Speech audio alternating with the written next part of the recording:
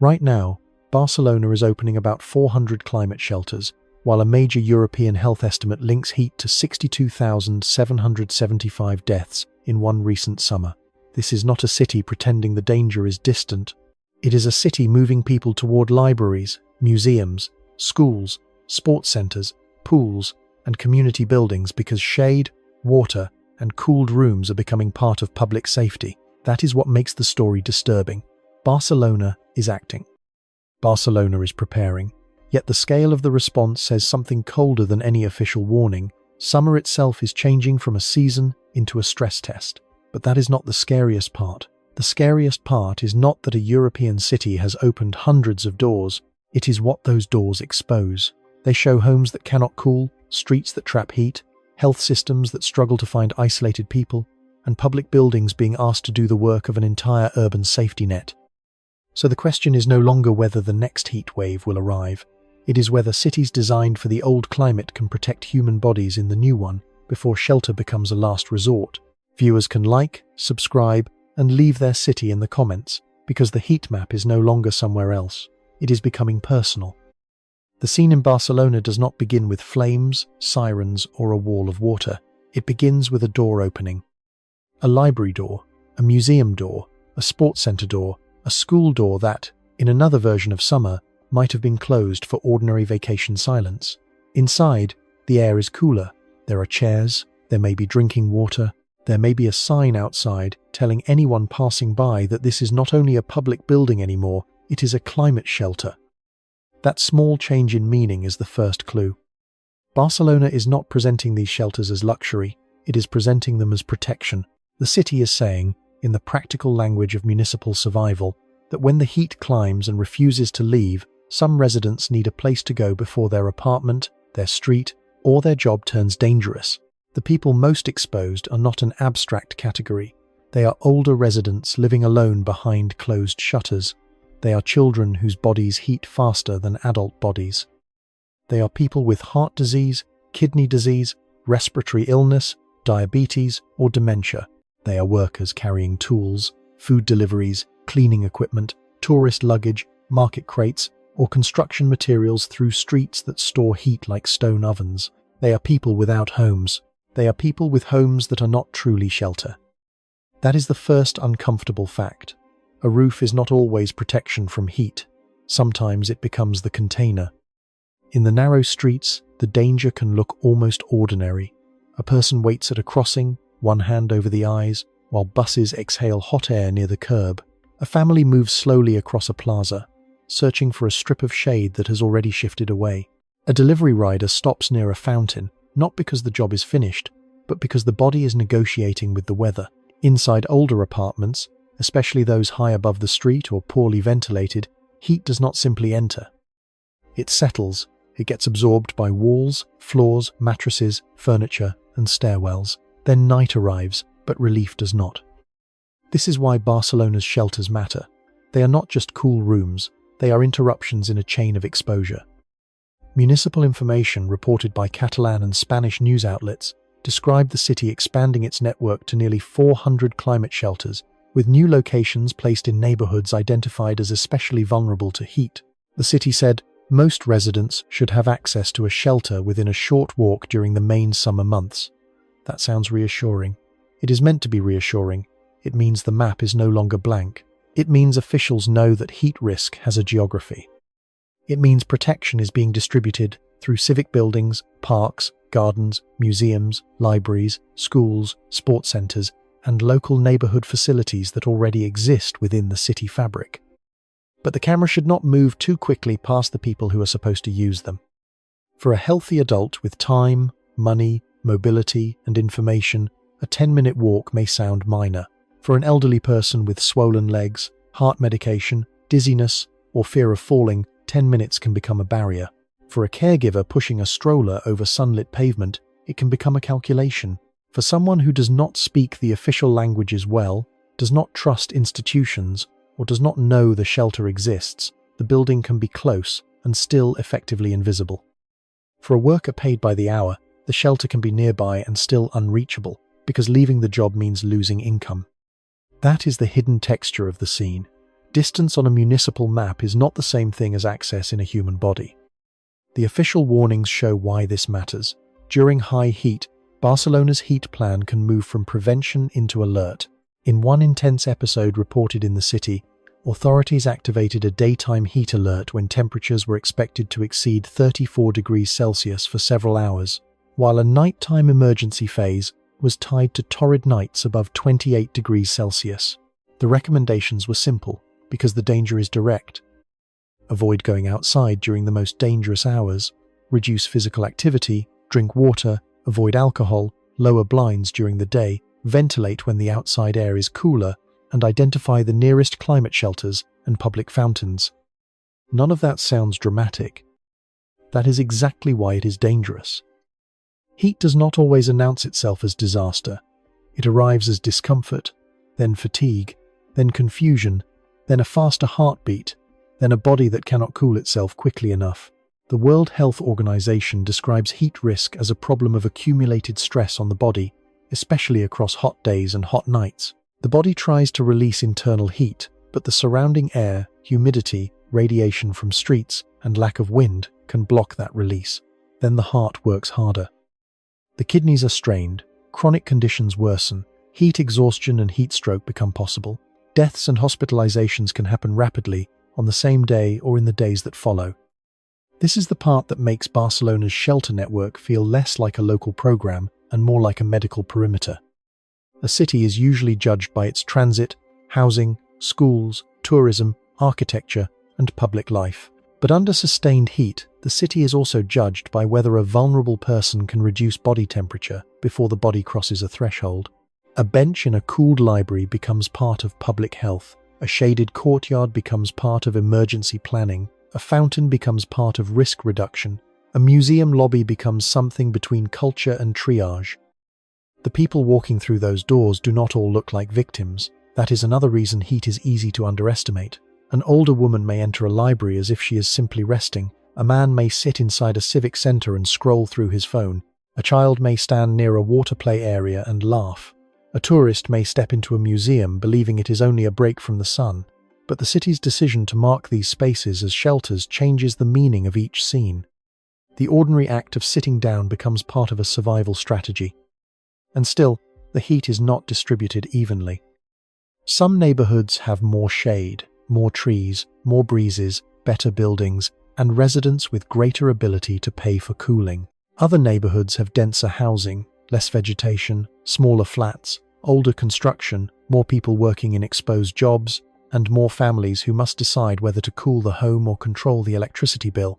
In those places, heat does not behave like a weather event, shared equally across a city. It behaves like a pressure system moving through inequality. This is why officials focus on vulnerable neighborhoods. They are not only looking at thermometers, they are looking at where heat meets age, income, housing, health, and isolation.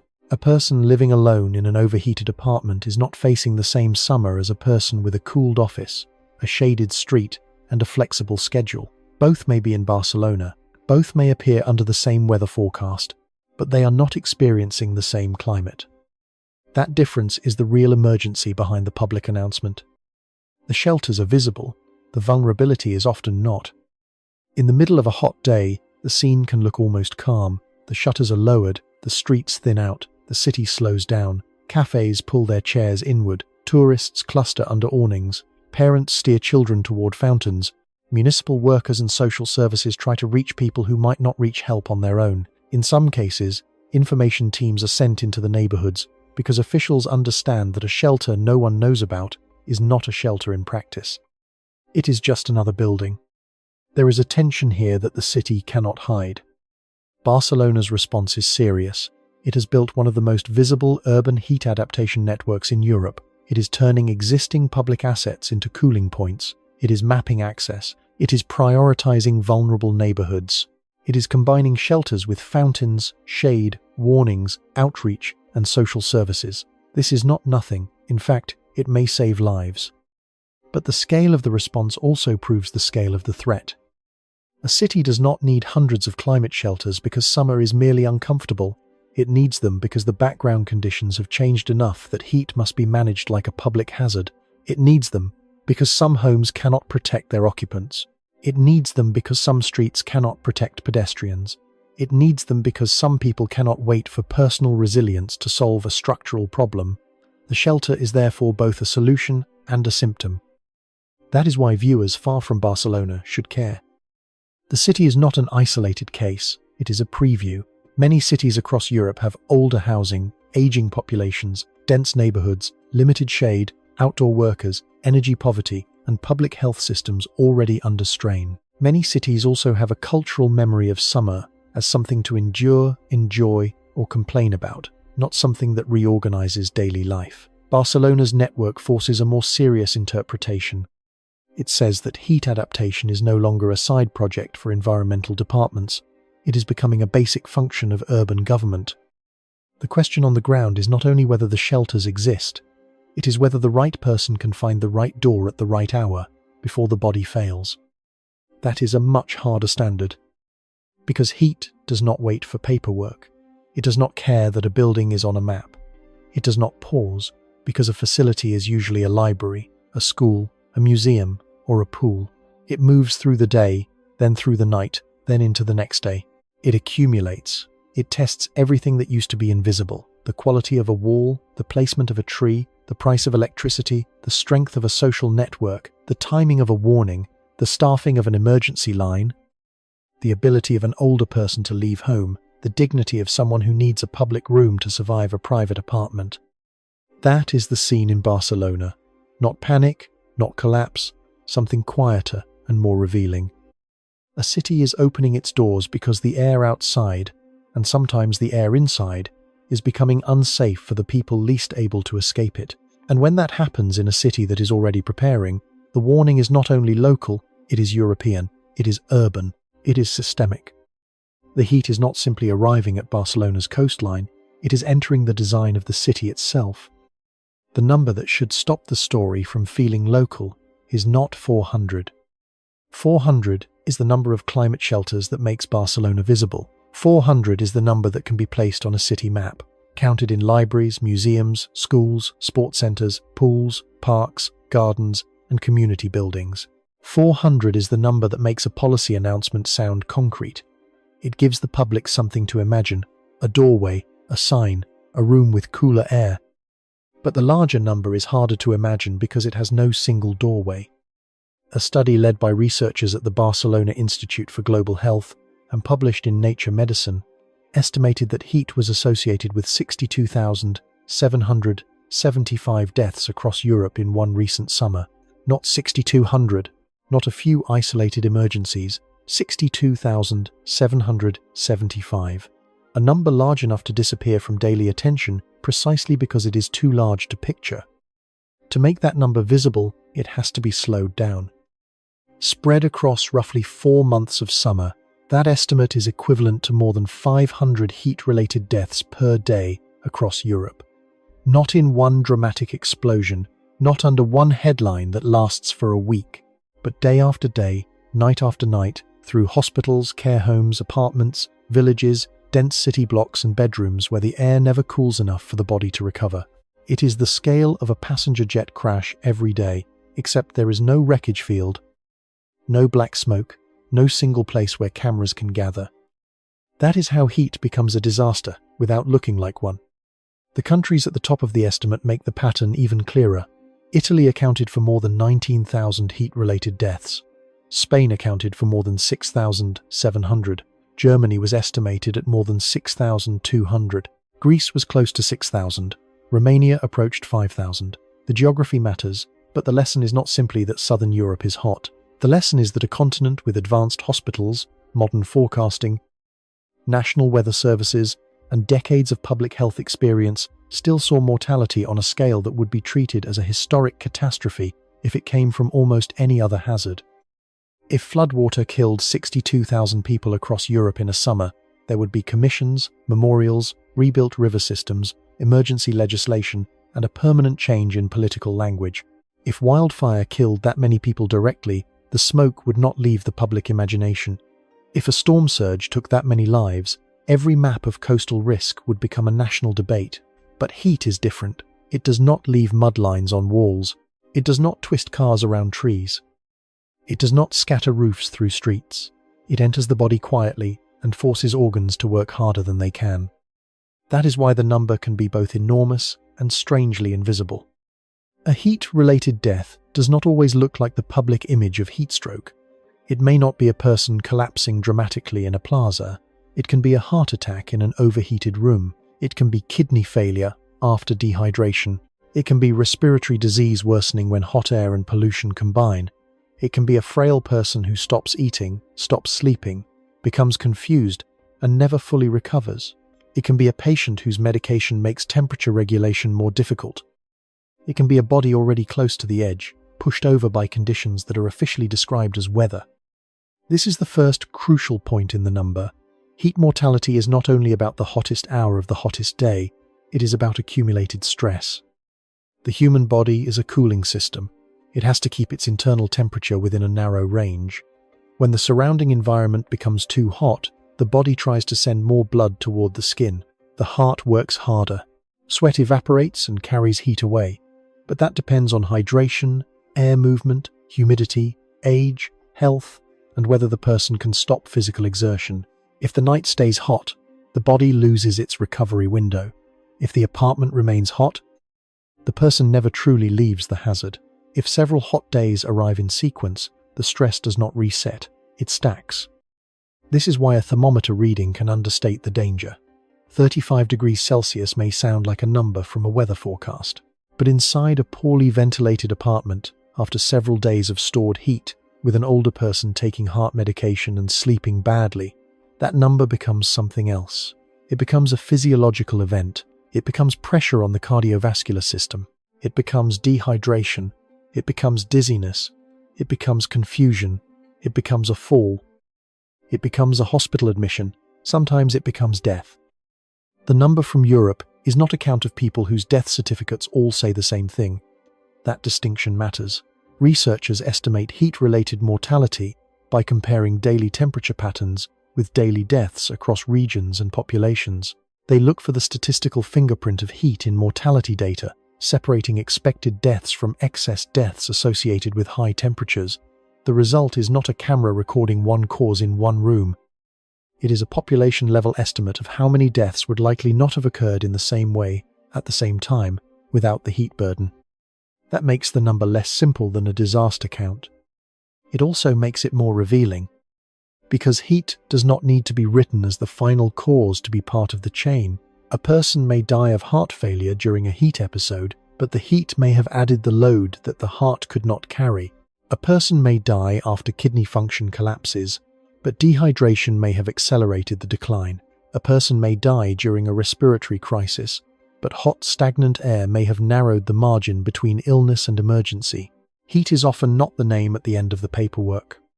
It is the pressure applied before the end. This is why the figure of 62,775 should not be heard as a distant scientific abstraction. It is a measurement of lost biological margin. Europe is full of people living close to that margin. Older populations, people with chronic disease, people living alone, people in care homes, people working outdoors, people who cannot afford adequate cooling, people in apartments built for a milder climate, people in dense neighborhoods where asphalt, concrete, and stone hold heat after sunset, people whose daily routines were designed around the assumption that summer could be managed by shade, siesta, fans, open windows, and patience. That assumption is breaking. Barcelona's 400 shelters make sense only against that background. They are the visible city-scale answer to a continental body count. They are the small rooms standing in front of a huge number. Each shelter says the city recognizes that heat is no longer just a comfort problem, it is a health problem. But the European mortality estimate says something more severe. Recognition is not the same as protection. This is the part that can be difficult to accept. Europe is not starting from zero. Many countries issue heat warnings. Weather agencies forecast dangerous temperatures. Public health authorities publish guidance. Hospitals know that heat can increase admissions. Researchers have studied the risk for decades. Cities plant trees, open cooling spaces, map vulnerable districts, and warn residents to drink water and avoid exertion. Yet the deaths continue at a scale large enough to fill a city. That does not mean adaptation is useless. It means the hazard is moving faster than the protective systems around it. A person can see this in the mismatch between the size of the warning and the size of the response. The warning says heat can kill tens of thousands across Europe. The response often says, stay hydrated, check on older relatives, avoid the sun, close blinds, find a cool place. Those instructions are not wrong. They may save lives. But they place a heavy burden on individuals at the exact moment when individual capacity is weakest. The person most at risk may be the least able to travel. Understand the warning, pay for cooling, change work hours, or ask for help. That is why the number is not only medical, it is infrastructural. 62,775 estimated deaths point toward the condition of buildings, streets, health systems, labor rules, electricity costs, social care networks, emergency communication, and urban design. The number is not floating above society. It is produced where heat meets everything society has built, or failed to build. A shaded street can reduce exposure. A cool apartment can preserve sleep. A reliable health check can find an isolated resident before symptoms become fatal. A labor rule can prevent outdoor work at the hottest hour. A public fountain can matter. A tree can matter. A building code can matter. A phone call can matter. A shelter can matter. But each one matters only if it reaches the person before the body crosses the threshold. That threshold is what makes heat so frightening. The body has no political patience. It does not wait for long-term plans to mature. It does not wait for a renovation program to reach every old apartment. It does not wait for a city to plant enough trees for the canopy to grow. It does not wait for hospitals to add staff or social services to update lists of people living alone.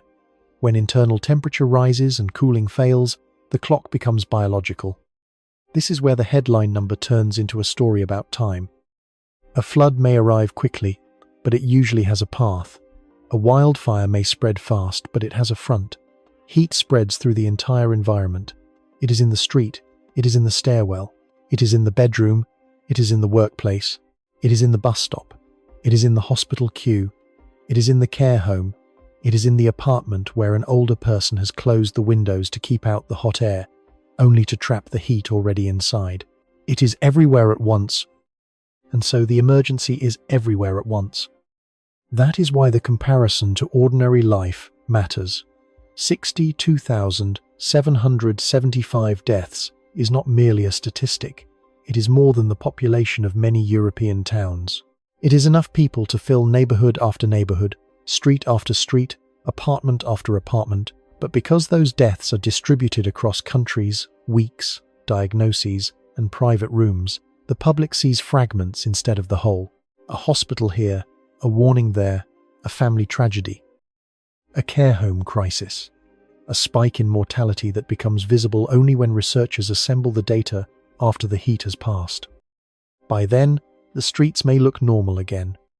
The cafes reopen, the beach fills, the city photographs itself as summer, tourists return to shaded alleys and bright plazas, the shelter signs remain or are folded into the background, but the statistical trace remains underneath the season, like a watermark.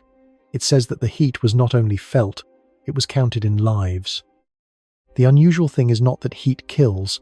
Doctors and scientists have known that for a long time. The unusual thing is the scale at which a wealthy, forecasted, medically advanced continent continues to lose people. That is the shock hidden inside the number.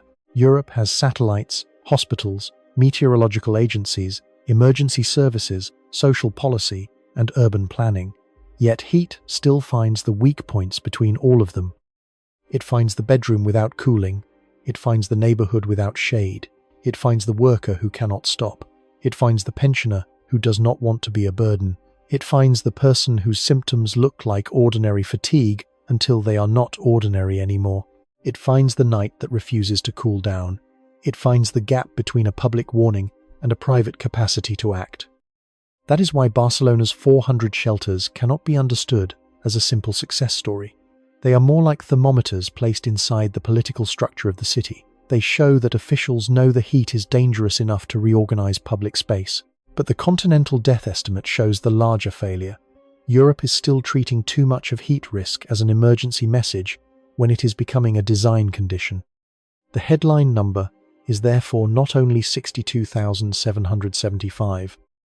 It is the distance between that number and the way summer still looks from the outside. A sunny street, a crowded terrace, a weather map turning red, a public warning repeated in calm language, a shelter door opening, a body trying to cool, a continent counting the losses afterward. That is the disaster. Not because every hot day is an apocalypse, not because every death can be casually blamed on climate change, not because shelters do nothing. The disaster is that heat can kill at the scale of a major catastrophe while remaining socially quiet, visually ordinary, and politically easy to underreact to. Barcelona's 400 shelters give the story a place to stand. Europe's mortality number gives it weight. And once that weight is understood, the question changes. The question is not how hot a city can feel. The question is how many bodies a city can protect. Save you from a hot becomes a medical condition when private homes fail as shelters and when the deadliest disaster is the one that leaves the least debris behind. The first mistake would be to count the shelters and think the problem has been counted with them. 400 shelters sounds like a solution. It sounds organized, mapped, and serious. It suggests that the city has created a shield, one dot at a time, across its neighborhoods. A person looking from far away might see the number and imagine a network strong enough to catch anyone who needs help. One shelter near a home, another near a school, another inside a library, another in a park, another in a sports center, a web of cool rooms and shaded places spread across the city. But heat does not test a map. Heat tests time. It tests opening hours. It tests whether the door is unlocked during the worst part of the afternoon. It tests whether the place is free. It tests whether a person can enter without embarrassment, without confusion, without payment, without stares, without standing in a line, without being told that the facility is closed for the season. It tests whether the shelter exists at the exact moment when the body begins to lose control. That is the overlooked part of Barcelona's story. The problem is not simply the number of climate shelters. The problem is whether those shelters can become real protection for the person most likely to die from heat. And that is a much harder question than any city map can answer. A municipal map can say that a climate shelter is 10 minutes away. It can place a dot near a neighborhood and calculate coverage. It can show that most residents live within walking distance of a refuge during much of the summer. That is important. It is better than having no network, no map, and no policy. But a 10-minute walk is not the same for everybody. For a young adult on a mild morning, it may feel like nothing. For an older person with heart disease, arthritis, dizziness, medication side effects, and a third-floor apartment without an elevator, it can be a physical barrier. For someone carrying a child, walking through sunlit streets with no shade, it can become an exposure event. For someone already dehydrated, the route to safety can become part of the danger. The map says close. The body may say too far. This is where the story turns. Barcelona's shelter network is not failing because it does not exist. It is limited because existence is only the first layer of protection. The second layer is access. The third is timing. The fourth is trust. The fifth is the ability of a vulnerable person to act before symptoms become serious. A shelter that is technically near but practically unreachable is not a full shelter. It is a promise with conditions. And in heat, conditions matter. A local analysis by Sir Catalunya cut through the reassuring shape of the map. It found that among 401 climate shelters listed for the city, 121 were expected to be closed during August. Another group, especially pools, required payment. 55 pools were part of the network, but entering them for a day could cost money, with an average price reported around €13, and in Ciutat Vella, one of the city's economically vulnerable districts, the average could reach around €20. During August weekends, the gap became even sharper, with a large share of shelters closed or not freely accessible. That is not a small technical detail. August is not a random month in this story. It is often when heat has already accumulated in buildings, when many facilities reduce their schedules, when staff are on vacation, when families leave if they can, and when those who cannot leave may be left in a quieter, emptier, hotter city. It is also when loneliness can become more dangerous. A street with fewer familiar faces can mean fewer people noticing that someone has not come downstairs. A building with neighbors away can mean fewer knocks at the door. A service with reduced hours can mean more delay between distress and help. The city can say there is a shelter within 10 minutes, but if that shelter is closed on a weekend afternoon, the distance becomes meaningless. If the shelter is a pool that costs more than a vulnerable person can pay, the dot on the map becomes conditional. If the person does not know the schedule, cannot use the website, cannot read the sign, or does not feel welcome entering a facility just to sit and cool down, the shelter may exist in policy, but not in practice. This is the difference between coverage and protection. Coverage is geographic. Protection is human. Coverage asks, how many people live near a shelter? Protection asks, who can actually get inside? Coverage asks, how many dots are on the map? Protection asks, whether the doors are open during the hottest hours. Coverage asks, whether the route is 10 minutes. Protection asks, whether those 10 minutes pass through shade or sun, flat ground or stairs, confidence or fear, good health or frailty. Coverage asks, whether the city has created a network. Protection asks, whether the network reaches the person before the person becomes a patient. That difference is not an attack on Barcelona. It is the real lesson from Barcelona. Because the city is doing more than many others, it has expanded the network, it has identified vulnerable neighborhoods, it has added visible signs, it has placed information officers in the street, it has included libraries, museums, schools, senior centers, parks, gardens, pharmacies, shops, pools, and other public or private spaces. It has tried to keep most residents within a short walk of a refuge. It has treated heat as a public health risk rather than a seasonal inconvenience. But the sharper point is this. Even when a city acts seriously, heat finds the gaps between systems. It finds the gap between the health department and the building schedule. It finds the gap between a climate plan and a holiday calendar. It finds the gap between a shelter network and the price of entry. It finds the gap between an online map and an older person without digital access. It finds the gap between a recommendation to go somewhere cool and a worker who cannot leave a shift. It finds the gap between a citywide statistic and a single overheated apartment. This is why the phrase climate shelter can sound more complete than it is. A shelter is usually imagined as a place that is available when danger arrives. In a storm, a shelter is open because the storm is the reason it exists. In a flood, evacuation centers do not operate only when convenient.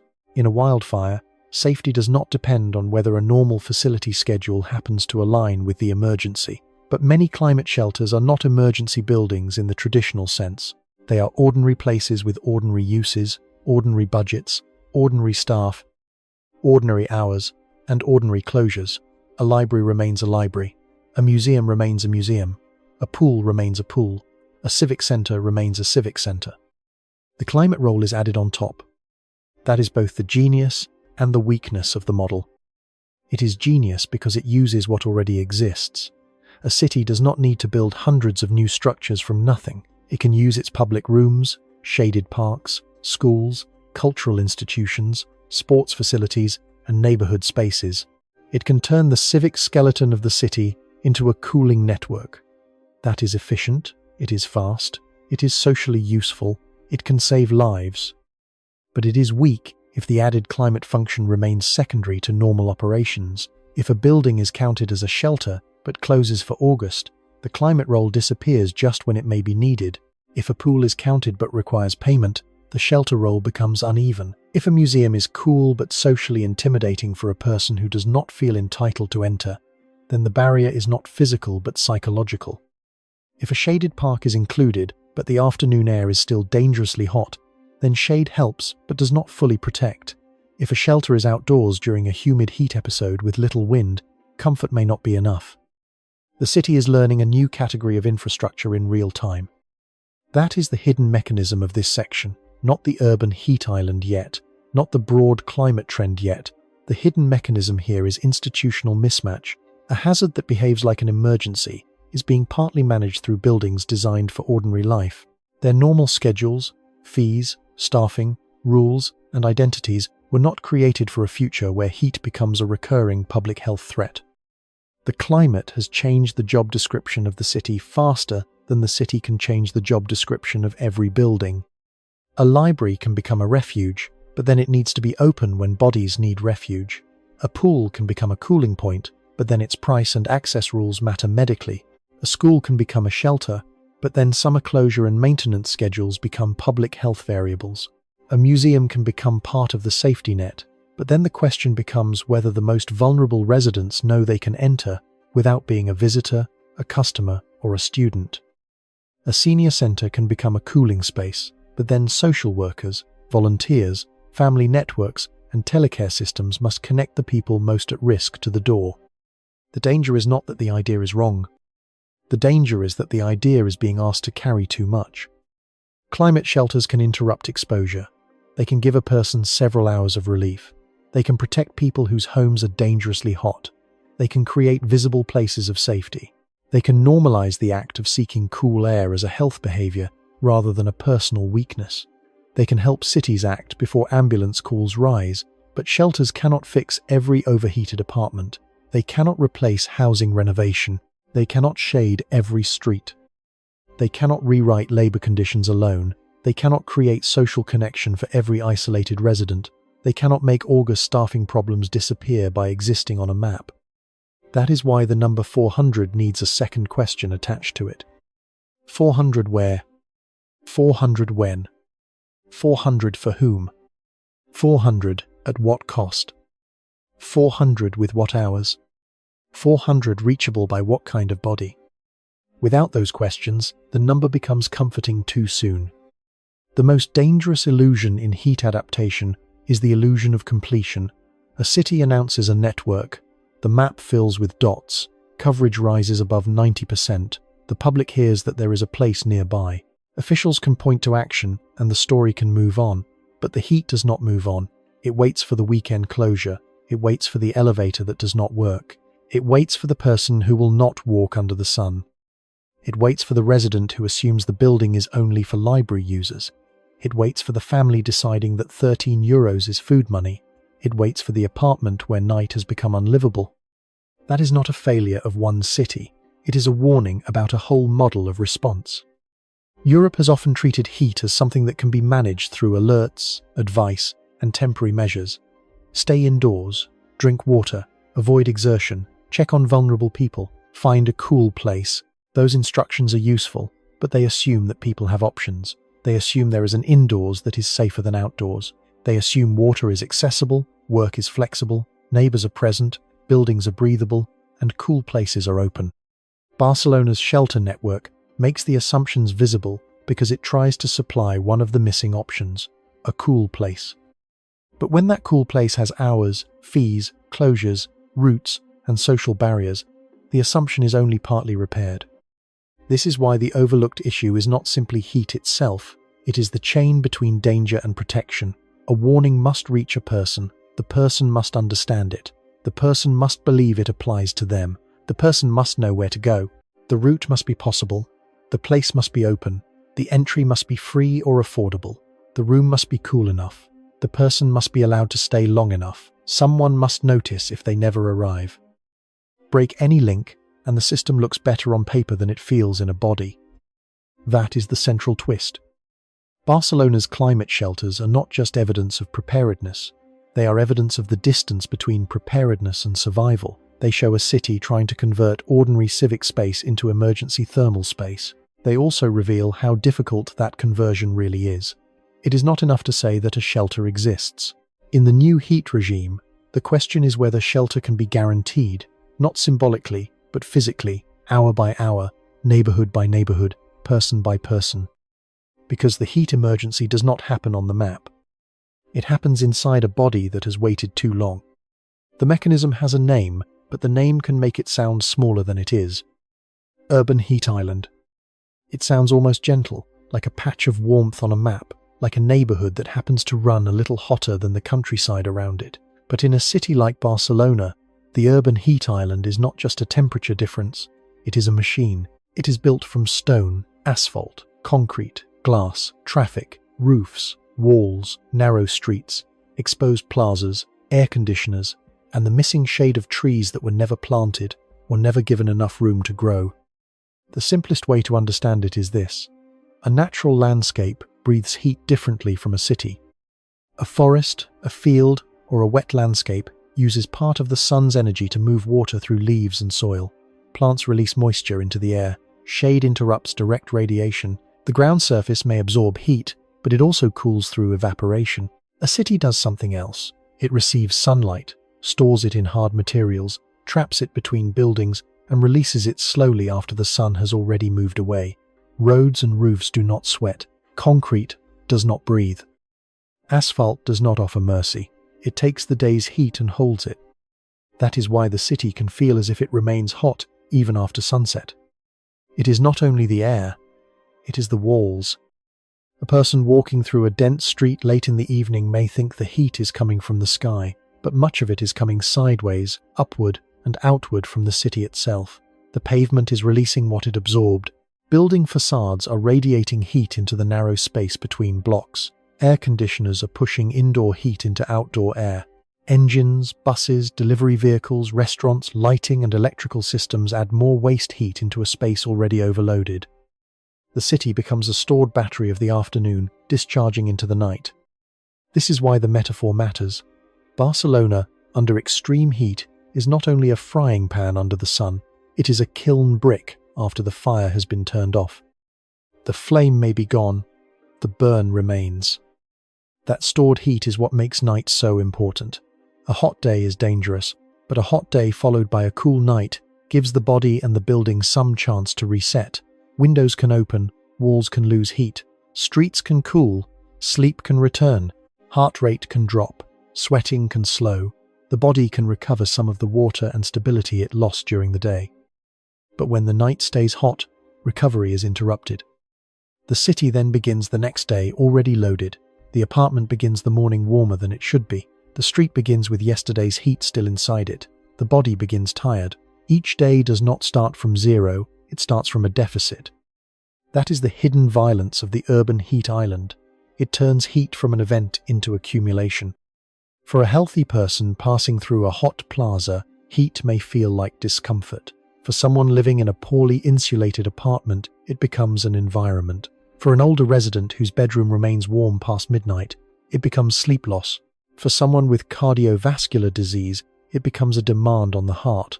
For someone with kidney disease, it becomes a hydration problem. For someone with asthma or chronic lung disease, it becomes a breathing problem. For someone taking certain medications, it becomes a complication that may not be obvious until symptoms begin. The body's cooling system is powerful, but it is not magic. When the environment is hot, the body tries to move blood toward the skin so heat can leave. That means the heart must work harder, pushing more blood through widened vessels. Sweat appears because evaporation can pull heat away from the body. But sweating requires water. Evaporation requires air conditions that allow sweat to dry. If humidity is high, sweat sits on the skin and cooling becomes less efficient. If a person is dehydrated, sweating declines. If the person is older, ill, isolated, or taking drugs that affect fluid balance, blood pressure, kidney function, or alertness, the margin becomes narrower. The body is not simply feeling the weather, it is negotiating with physics. And physics does not negotiate back. This is why climate shelters are not just about comfort, they are about interrupting a physiological spiral. A cooler room can lower the burden on the cardiovascular system, it can reduce the need to sweat, it can allow breathing to feel easier. It can give an older person a few hours in which the body does not have to fight the apartment, the street, and the day all at once. A chair in a cooled library may look ordinary, but during a heat episode, it can function like a pause button pressed against biological stress. But the need for that pause begins outside the shelter, in the city's material body. Barcelona's beauty can hide the mechanism. Stone buildings, plazas, dense blocks, narrow streets, and hard surfaces create a powerful urban atmosphere. In the right conditions, density can provide shade and reduce travel distances. But density without enough vegetation, ventilation, reflective surfaces, and cool interiors can also trap heat. The same urban fabric that makes a city walkable can become dangerous when it stores more heat than it releases. That is why heat risk is never only a weather forecast. A weather forecast might say the air temperature is 34 degrees Celsius, but a person in direct sun can experience something harsher because the body is receiving heat not only from the air, but from solar radiation above and surface radiation below. pavement can be much hotter than the air. A dark roof can radiate heat downward into an apartment. A wall can continue warming a room after sunset. A balcony can collect heat. A stairwell can become a vertical chimney of hot air. The city creates microclimates. One block has trees, shade, airflow, and benches. Another has bare pavement, traffic, reflective glass, and no place to sit. One apartment has cross-ventilation. Another has windows facing a heat-trapping courtyard. One resident can close blinds, run efficient cooling, and sleep behind insulated walls. Another closes shutters against the sun and discovers that the heat is already trapped inside. This is the central mechanism behind the unequal disaster. The urban heat island does not fall on a city evenly. It is shaped by materials, street design, housing, wealth, age, occupation, and access to cooling. A richer neighborhood with tree canopy, renovated buildings, and indoor cooling may experience the same official heat wave with less danger. A poorer neighborhood with older housing, less shade, more traffic, more outdoor labor, and more overcrowding can face a much heavier load. The thermometer may give one citywide number, but the actual thermal experience fractures into many Barcelonas. That is why the same heat wave can be survivable for one person and dangerous for another. A person with an air-conditioned apartment may experience the heat as an inconvenience between indoor spaces. The home is cool, the workplace is cool, the transit route is managed, the schedule can be adjusted, the body gets recovery time, the stress is real, but it is interrupted. Another person may have no interruption. The home is hot, the commute is hot, the job is hot, the stairwell is hot, the night is hot, the shelter is technically nearby, but the walk is difficult, the hours uncertain, or the social barrier too high. For that person, heat does not come as a wave, it comes as a surround. The urban heat island is the physical version of that surround. It works through surfaces first. Dark materials absorb more solar energy than lighter, more reflective ones. This property is often called albedo. A surface with low albedo absorbs more energy and reflects less. Asphalt is a classic example. It looks ordinary beneath traffic and footsteps, but under summer sun it becomes a heat reservoir. Roofs can behave the same way. Building walls can store heat in their mass. Stone and concrete release heat slowly, which is why the city can continue warming the air after the sun is low. Then the mechanism works through geometry. Tall buildings and narrow streets can create urban canyons. These canyons may produce shade at certain hours, which can help, but they can also reduce air movement and trap long-wave radiation emitted by hot surfaces. Heat bounces, lingers, and circulates in spaces where wind is weak.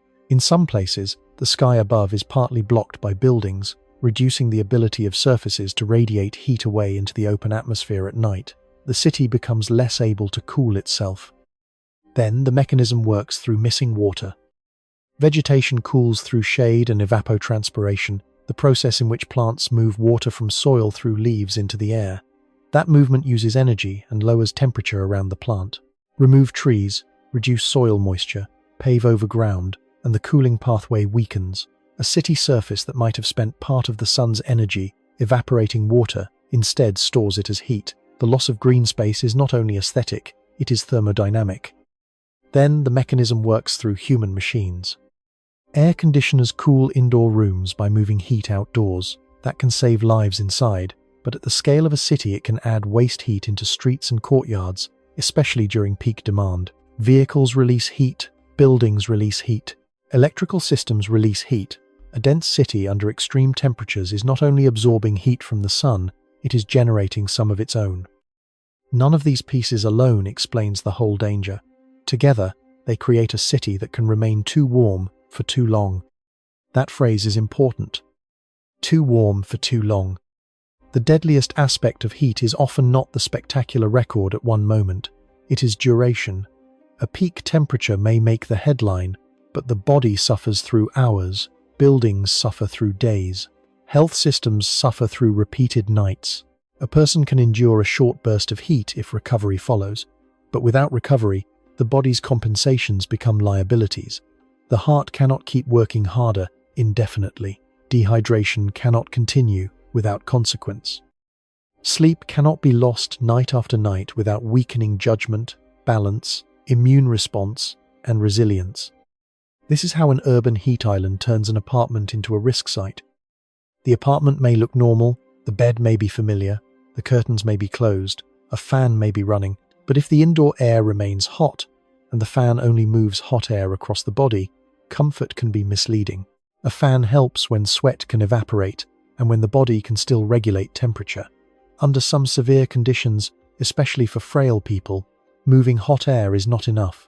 It may even create a false sense that action has been taken when the body still needs a cooler environment. The danger is private. That is why heat mortality can rise without the public seeing a dramatic scene. The dangerous room is often upstairs, behind a locked door, inside a building that looks intact from the street. No floodwater marks the wall, no fire blackens the windows, no tree lies across the road. The hazard is in the indoor temperature, the still air, the medication schedule, the empty water glass, the missed phone call, the night without sleep. The urban heat island explains why climate shelters are necessary, but it also explains why shelters are not enough. If the city keeps absorbing heat, if homes remain poorly insulated, if roofs and streets continue storing solar energy, if tree cover remains uneven, if outdoor workers keep laboring through dangerous hours, if older residents remain isolated, then shelters become emergency relief placed on top of a heat-producing landscape. They help people survive the worst hours, but they do not fully change the environment creating those hours. The deeper response must work on the city itself. Roofs can be made more reflective, streets can be shaded, trees can be planted and protected long enough to mature, pavement can be redesigned, buildings can be insulated against both winter cold and summer heat, ventilation can be improved, courtyards can be cooled, public fountains can be maintained, work schedules can shift, alerts can trigger social visits, electricity policy can recognize cooling as a health need. Urban planning can stop treating shade as decoration and start treating it as protection. The mechanism points toward the solution because the mechanism is physical. If heat is stored in surfaces, change the surfaces. If heat is trapped by geometry, design for airflow and shade. If heat is intensified by missing vegetation, restore living cooling systems. If indoor heat kills, renovate buildings. If people die alone, connect social care to heat warnings. If the body needs recovery at night, then nighttime temperature must become a planning target, not a footnote. This is where Barcelona becomes more than a case study. Its shelters are the visible face of adaptation. The urban heat island is the invisible engine beneath them. The city opens doors because the street, the building, and the night can no longer be assumed to protect people by default. That is a profound change. For generations, European cities were designed around managing winter cold, fire, sanitation, traffic, and flooding. Now they must also manage stored heat as a structural hazard. The old assumption was that summer heat was outside. The new reality is that summer heat enters the walls. It enters the schedule of public buildings. It enters hospital admissions. It enters care work. It enters electricity demand. It enters labor protection. It enters the nervous system of a person who cannot sleep. It enters the budget of a family deciding whether to cool a room. It enters the risk map of a city that once treated shade as pleasant and now must treat it as critical. Urban heat island is therefore not just a scientific term.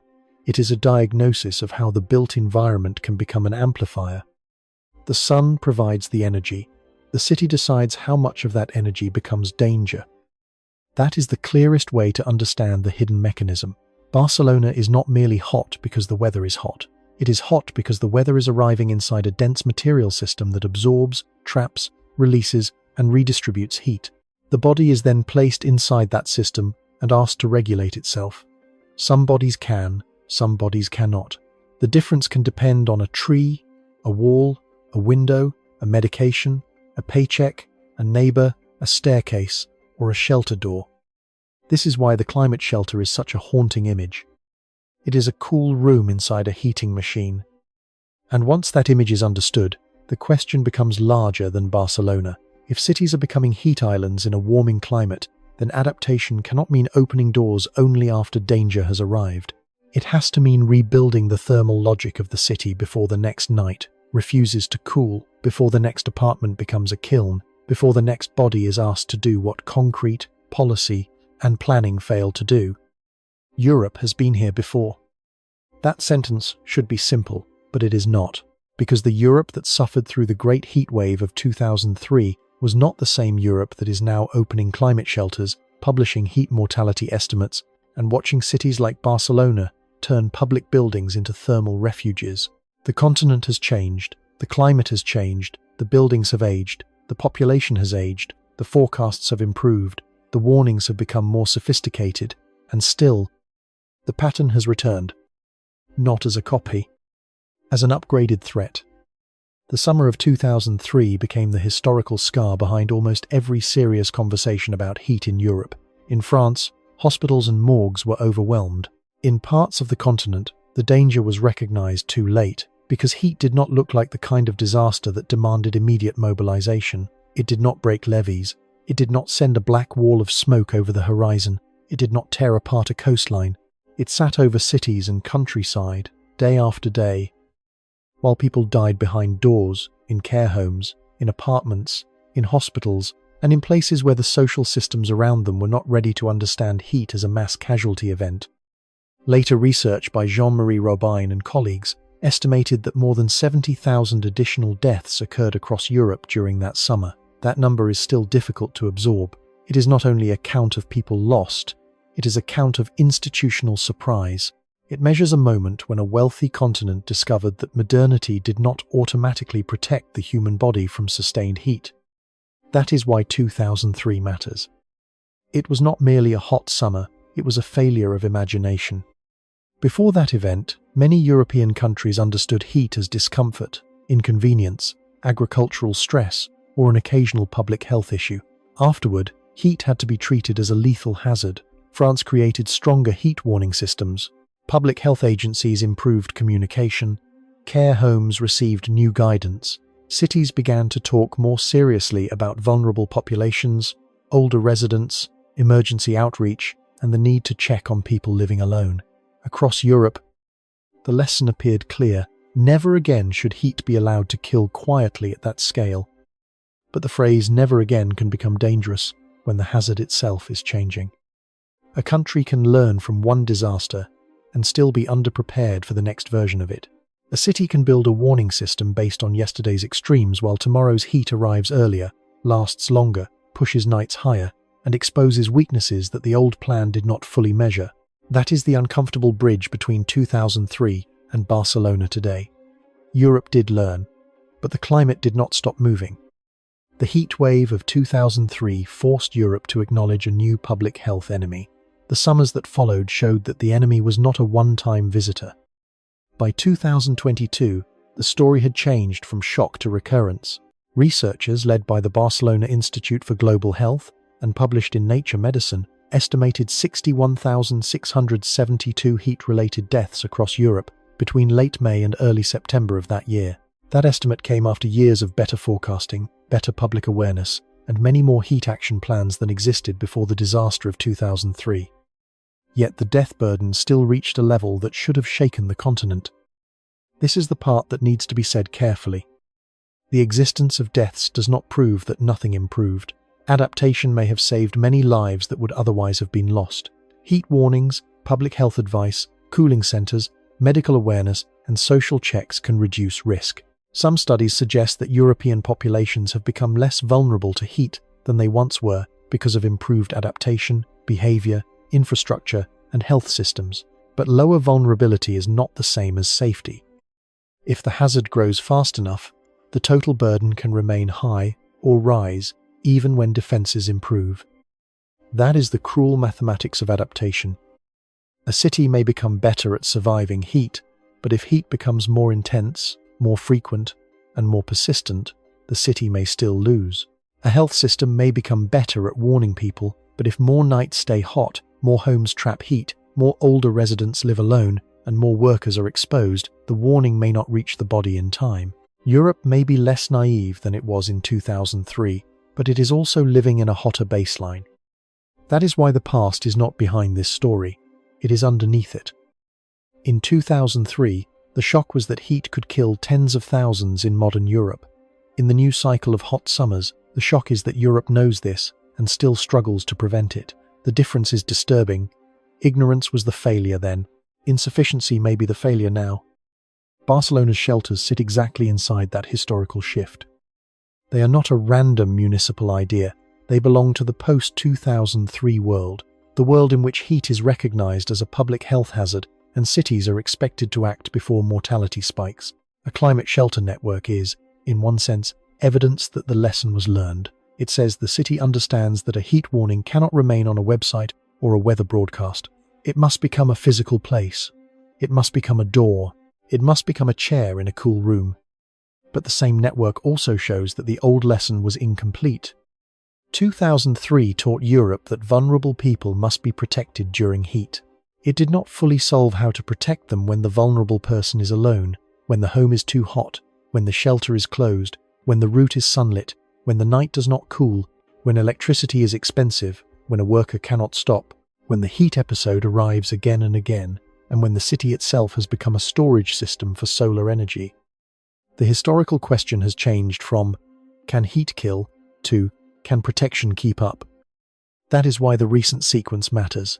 2022 brought a major heat mortality burden. 2023 added another severe summer, with tens of thousands more estimated heat-related deaths in Europe. Then 2024 was identified by the World Meteorological Organization and Copernicus as the warmest year on record for Europe. A single year can be dismissed as weather. A sequence becomes a pattern. A pattern becomes a planning problem. A planning problem becomes a test of civilization's assumptions. For generations, many European cities were built around a climate memory that no longer fits the data. Thick walls, shutters, courtyards, seasonal routines, public fountains, shaded streets, and cultural habits once helped people manage heat without turning daily life into an emergency. Those systems still matter. Some of them remain powerful, but they were not designed for a world in which extreme heat arrives on top of dense traffic, urban heat islands, aging populations, energy poverty, isolated residents, and nights that refuse to cool. This is not the same summer as before. It may use the same month names. It may arrive with the same sunlight. It may fill beaches and terraces in the same way. But the physical meaning of the season has shifted. The old European summer could be harsh, but it usually came with a belief in recovery. The night would cool, the stone would release, the body would rest, the extreme would pass. The most vulnerable would still need care, but the whole system did not have to reorganize itself around heat as a recurring emergency. Now the margin is thinner. The evidence does not say every city is equally exposed. It does not say every heat wave has the same cause or every death can be directly assigned to climate change. It says something more specific and more useful. When high temperatures persist across a continent with aging populations and unequal housing, heat leaves a measurable mortality signal. That signal has appeared before. It appeared with devastating force in 2003. It appeared again in the recent summers analyzed by researchers, and it appears now in the policy language of cities that are building climate shelters because a cool public room has become a form of health infrastructure. That is the comparison with the present. In 2003, Europe discovered heat as a disaster after the deaths had mounted. In Barcelona now, the city is trying to place protection before the worst outcome. It is trying to reverse the sequence. Instead of counting after, it opens before. Instead of treating heat as only a meteorological episode, it maps shelter. Instead of waiting for emergency rooms alone to absorb the damage, it uses libraries and schools and community buildings as preventive medicine. That is progress. But progress is not victory.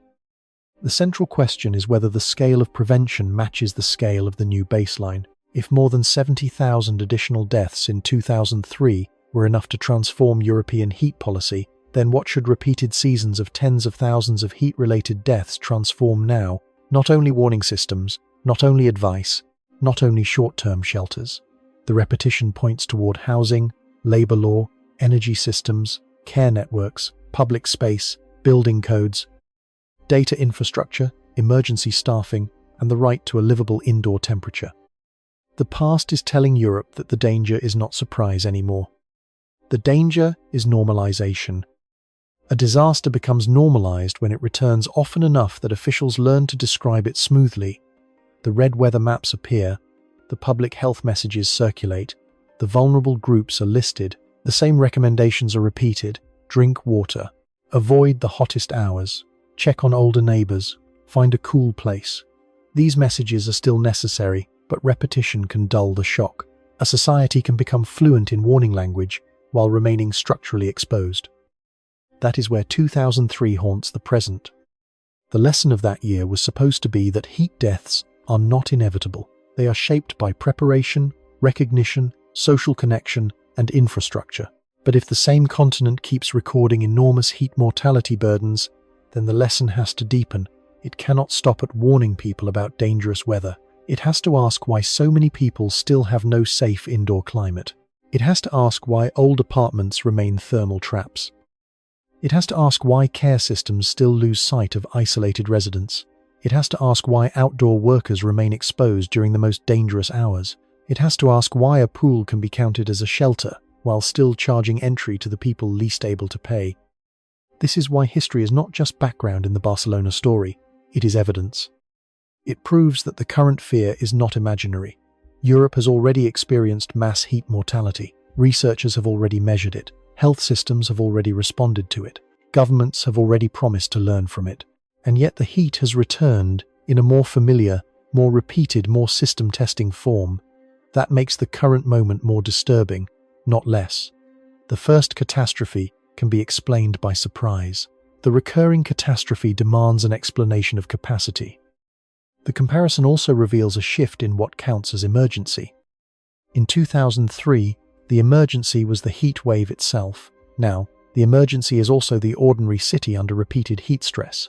The dangerous object is not only a rare meteorological event, it is a bedroom that never cools, a care home without enough cooling, a bus stop without shade, a delivery route across hot pavement, a top-floor apartment under a dark roof, a neighborhood without trees, a social care database that does not know who is alone, a public building counted as refuge, but closed when it is needed. This is the new form of the old disaster. Not one giant shock, but a recurring test that exposes small failures until they become fatal. Barcelona's 400 shelters can be read as an answer to that history. They are the city saying that the deaths of the past should not be repeated in silence. They are the city turning memory into infrastructure. But they can also be read as a warning that memory alone is not enough. Because if a climate shelter is necessary, then the city outside it has already become dangerous for someone. If hundreds are necessary, then danger is no longer marginal. If access remains uneven, then the old mistake of invisibility has not disappeared. It has changed shape. The past does not say that Europe is helpless. It says Europe is late if it treats heat as exceptional. That distinction matters. A helpless society has no tools. Europe has tools. It has science, forecasts, hospitals, social services, urban planners, public buildings, heat health plans, and decades of evidence. But a late society uses tools after the risk has already embedded itself in everyday life. A late society opens shelters after homes have overheated. It issues warnings after neighborhoods have been designed without shade. It counts deaths after the vulnerable have already been tested. It adapts, but always a step behind the temperature curve.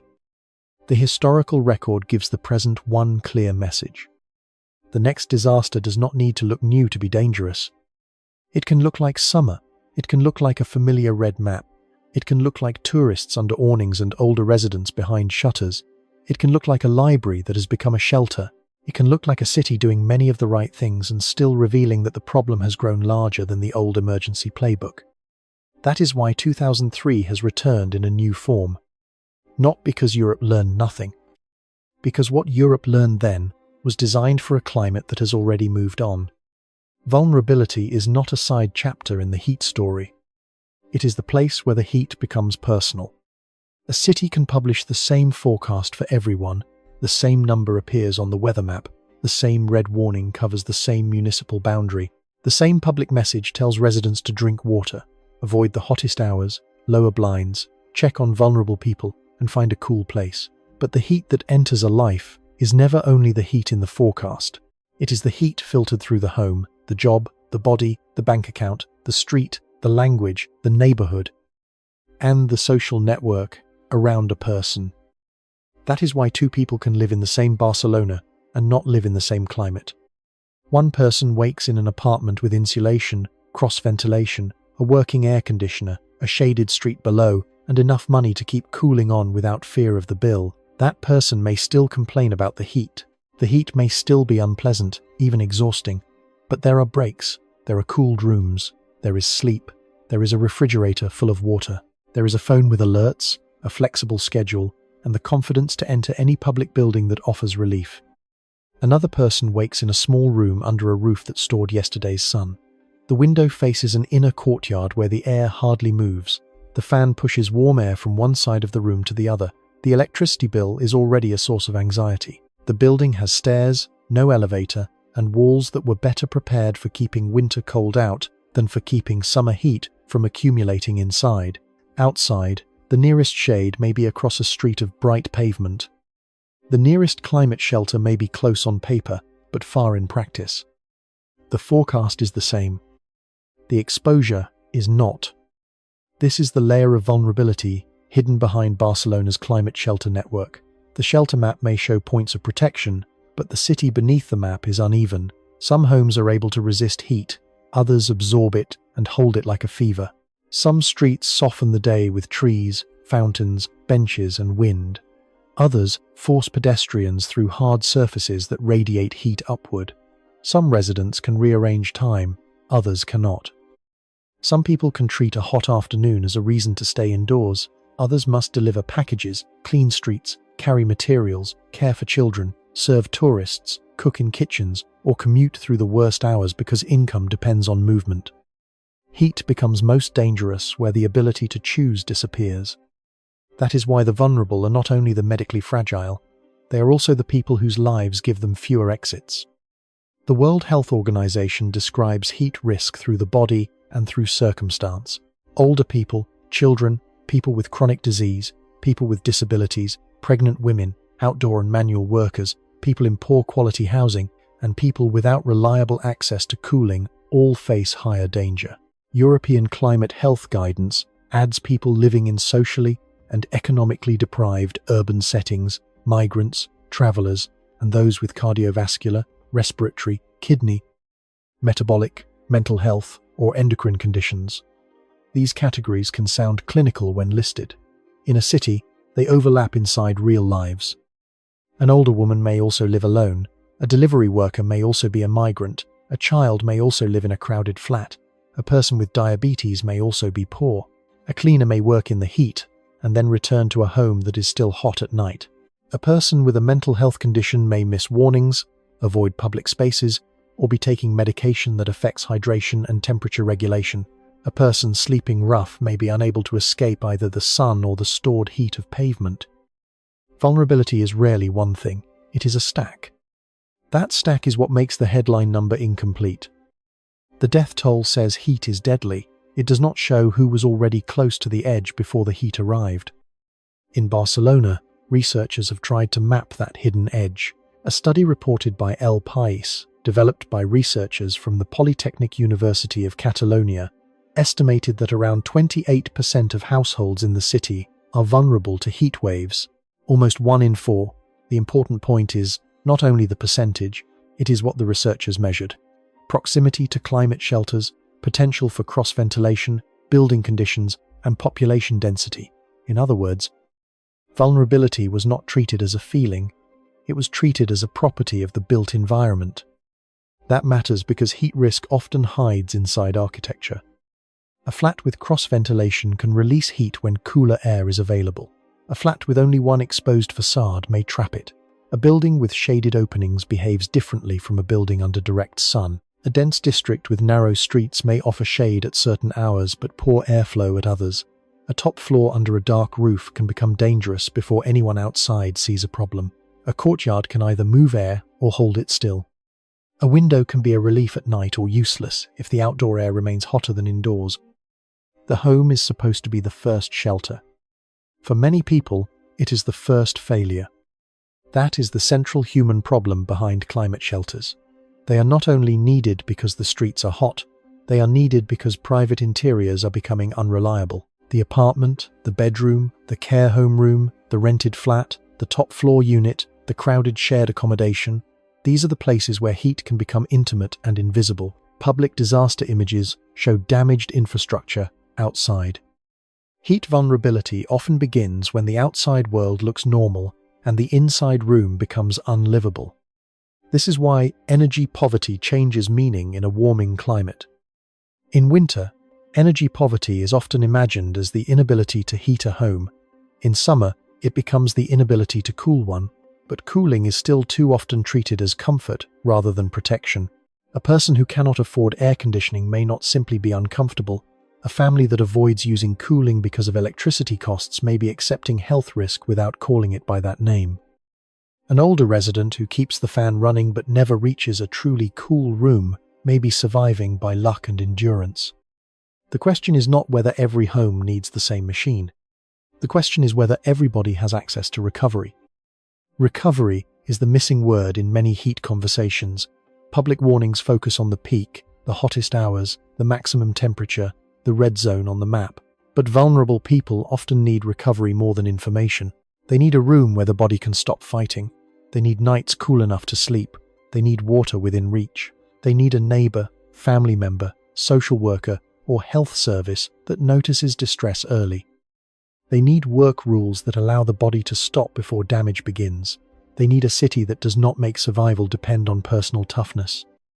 Because toughness is not a public health plan, the street reveals the same inequality as the home. In one neighborhood, a walk to a climate shelter may pass under trees, along shaded sidewalks, with benches and water nearby. In another, the same distance may cross exposed asphalt, traffic, hard plazas, and long waits at crossings with no shade. The map may calculate distance by meters, but the body calculates distance by heat load. A shaded 10-minute walk and an exposed 10-minute walk are not the same journey. For a frail person, the difference can decide whether the shelter is usable. The same is true for work. Outdoor and manual workers meet heat not as a choice, but as a condition of employment. Strup, likely in, play in, lay in, and the free, and people in transport all face heat through schedules and obligations. The body may send warning signals, but the job may send another message: keep going. In theory, regulations and employer duties should reduce exposure during dangerous heat. In practice, enforcement, subcontracting, income pressure, and informal work can blur responsibility. This is where heat becomes a labor issue. A climate shelter cannot fully protect a worker who is paid to remain outside. A warning cannot cool a construction site. A bottle of water cannot erase a shift designed around productivity rather than physiological limits. A shaded break can matter. Rest can matter. Clothing can matter. Scheduled changes can matter. But those protections require power.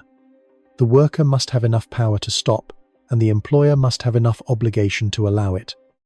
Without that, heat turns the workplace into a vulnerability layer.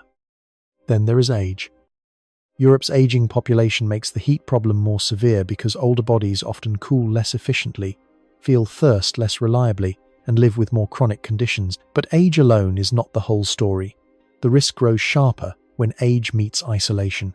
An older person living with family, in a cool building, with frequent check-ins and access to healthcare, is not in the same situation as an older person alone in a hot apartment, unsure whether symptoms are serious, reluctant to ask for help, and physically unable to walk to a shelter. Isolation changes the meaning of time. A person surrounded by others may be noticed when confusion begins, when sweating stops, when speech becomes strange, when dizziness becomes visible. A person alone may pass through those same stages silently. Heat can turn loneliness into a medical risk. It can make a missed phone call matter. It can make a closed door dangerous. It can make a welfare check as important as a weather warning. This is why social infrastructure belongs in the same sentence as physical infrastructure. The tree matters, the wall matters, the window matters, the shelter matters, but the neighbor matters too. The care list matters, the phone call matters, the local pharmacy matters. The community worker who knows which person rarely leaves home matters. The building porter, the home health aide, the volunteer, the relative, the municipal employee with a list of addresses. All of them are part of the heat response, even if they never appear on the shelter map.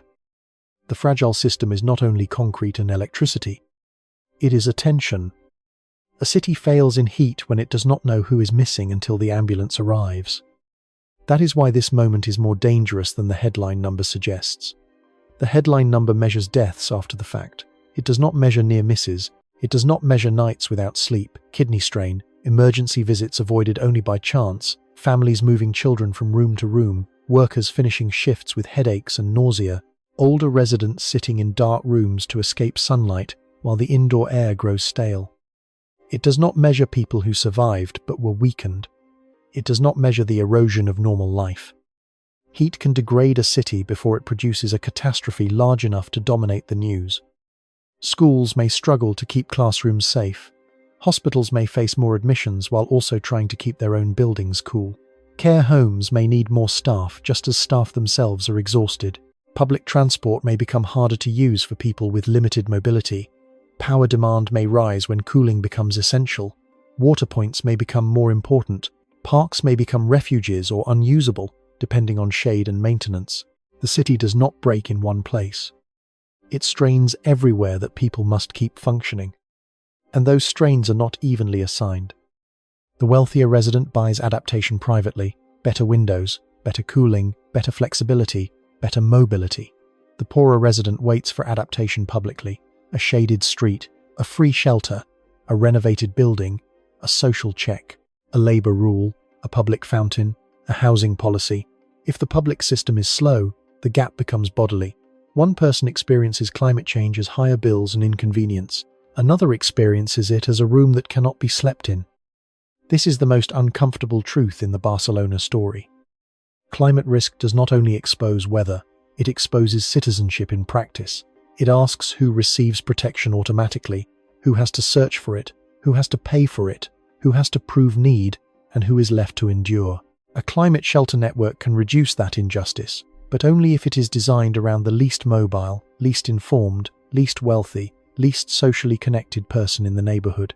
If it is designed around the average resident, it may miss the very people it was created to protect. The average resident is not the one who dies first.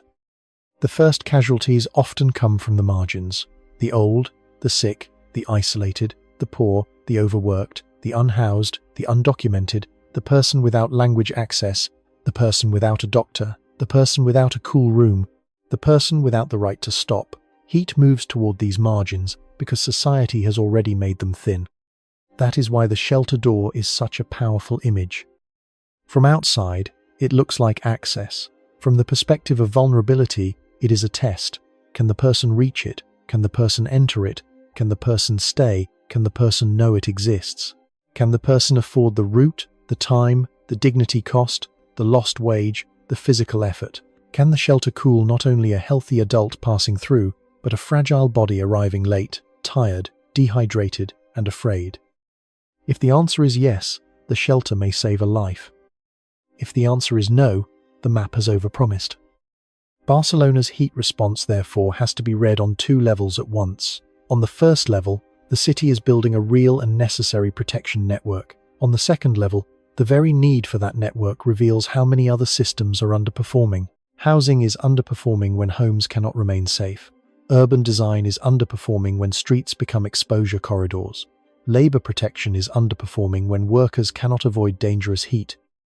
Healthcare is underperforming when vulnerable people are reached only after symptoms escalate. Social care is underperforming when isolation becomes invisible. The climate shelter is where all those failures meet. Not because the shelter causes them, because the shelter is asked to catch them. That is why this layer matters more than the public announcement. A city can have hundreds of shelters and still leave people exposed if housing remains hot, if streets remain harsh, if work remains inflexible, if poverty limits cooling, if information misses migrants, if older residents live unseen, and if the most vulnerable people are expected to navigate the system alone. The danger is not only high temperature, the danger is high temperature passing through an unequal city. This is the story behind the doors. A cool library can protect a person for an afternoon, a shaded park can lower stress on a neighborhood, a public fountain can help a passerby, a social worker can prevent a tragedy. These are real interventions. They deserve to exist, but they cannot be treated as decorative proof that the system is ready. They must be treated as evidence of how much deeper adaptation has to go. Because the heat does not ask whether a city has a policy. It asks whether the weakest resident can survive the day and recover through the night. And in that question, Barcelona becomes a warning for every city watching from a distance. The future of heat response will not be judged by the number of shelters alone. It will be judged by the person in the hottest room, on the hottest floor, in the least shaded street, with the least money, the fewest choices, and the longest distance between warning and help. That person is not outside the climate story. That person is where the climate story becomes real. At a certain point, an emergency response stops looking temporary. It becomes part of the city. That is what Barcelona's climate shelters reveal. A library is still a library, but now it also has to be a cooling room. A school is still a school, but in summer, it can become a piece of public health infrastructure. A museum is still a museum, but its lobby can become a place where someone's heart does not have to work as hard. A pool is still a pool, but in a dangerous heat episode, it can become more than recreation. A shaded park is still a park, but shade is no longer only pleasant. It is protective. This is the system-level meaning of the story. Barcelona is not only responding to hot weather, it is rewriting the job description of the city. For a long time, urban government could treat heat as a seasonal problem managed through advice. Residents were told to avoid the hottest hours, drink water, close blinds, seek shade, and check on older relatives. These messages still matter. They can save lives. But they belong to a world where the main response is behavioral, where danger is reduced by telling individuals what to do. Climate shelters mark a different stage. They admit that advice is not enough when the home is too hot, the street is too exposed, the worker cannot stop, the older person is alone, and the night refuses to cool. They admit that heat has moved from personal discomfort into public infrastructure. They admit that a city has to provide places, not only warnings, and once a city has to provide places, the heat problem is no longer an environmental side issue. It becomes housing policy, health policy, labor policy, transportation policy, energy policy, social care policy, and urban design. This is why the Barcelona case should not be read as a local innovation alone. It is a sign of a larger transition across Europe, the shift from treating extreme heat as an episode to treating it as a baseline condition.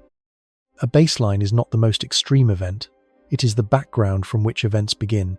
When the baseline rises, the old definition of normal becomes dangerous. A heat wave that once would have been exceptional begins to feel familiar. Nights that once cooled homes become less reliable. Public health warnings repeat often enough that they risk becoming background noise.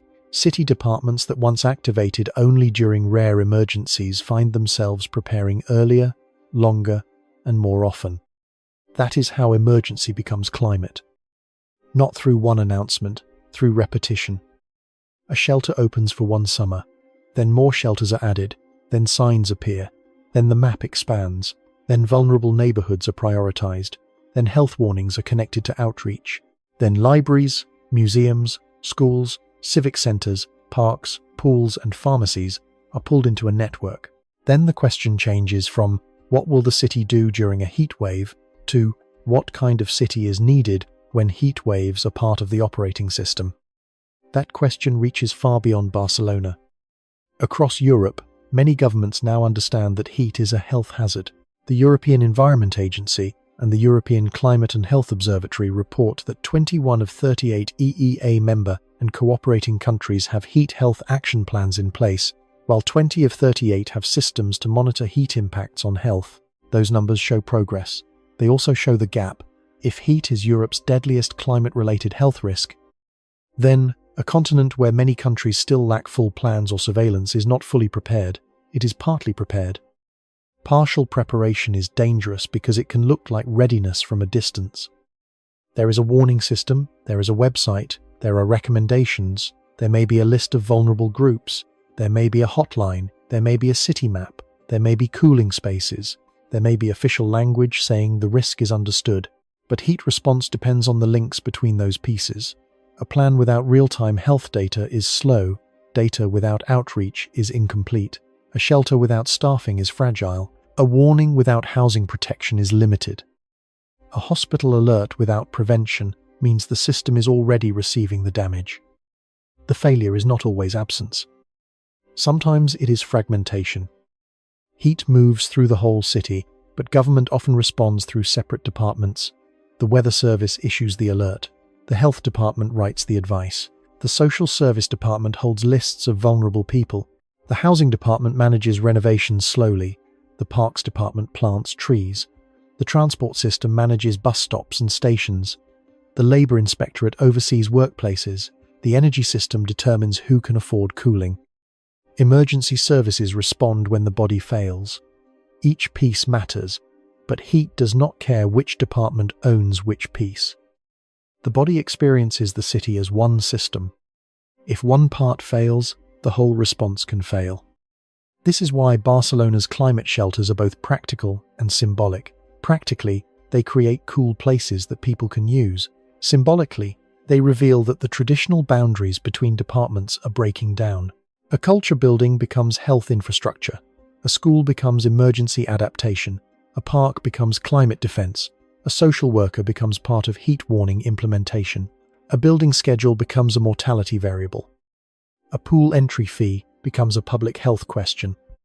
That is a profound change in how cities must think.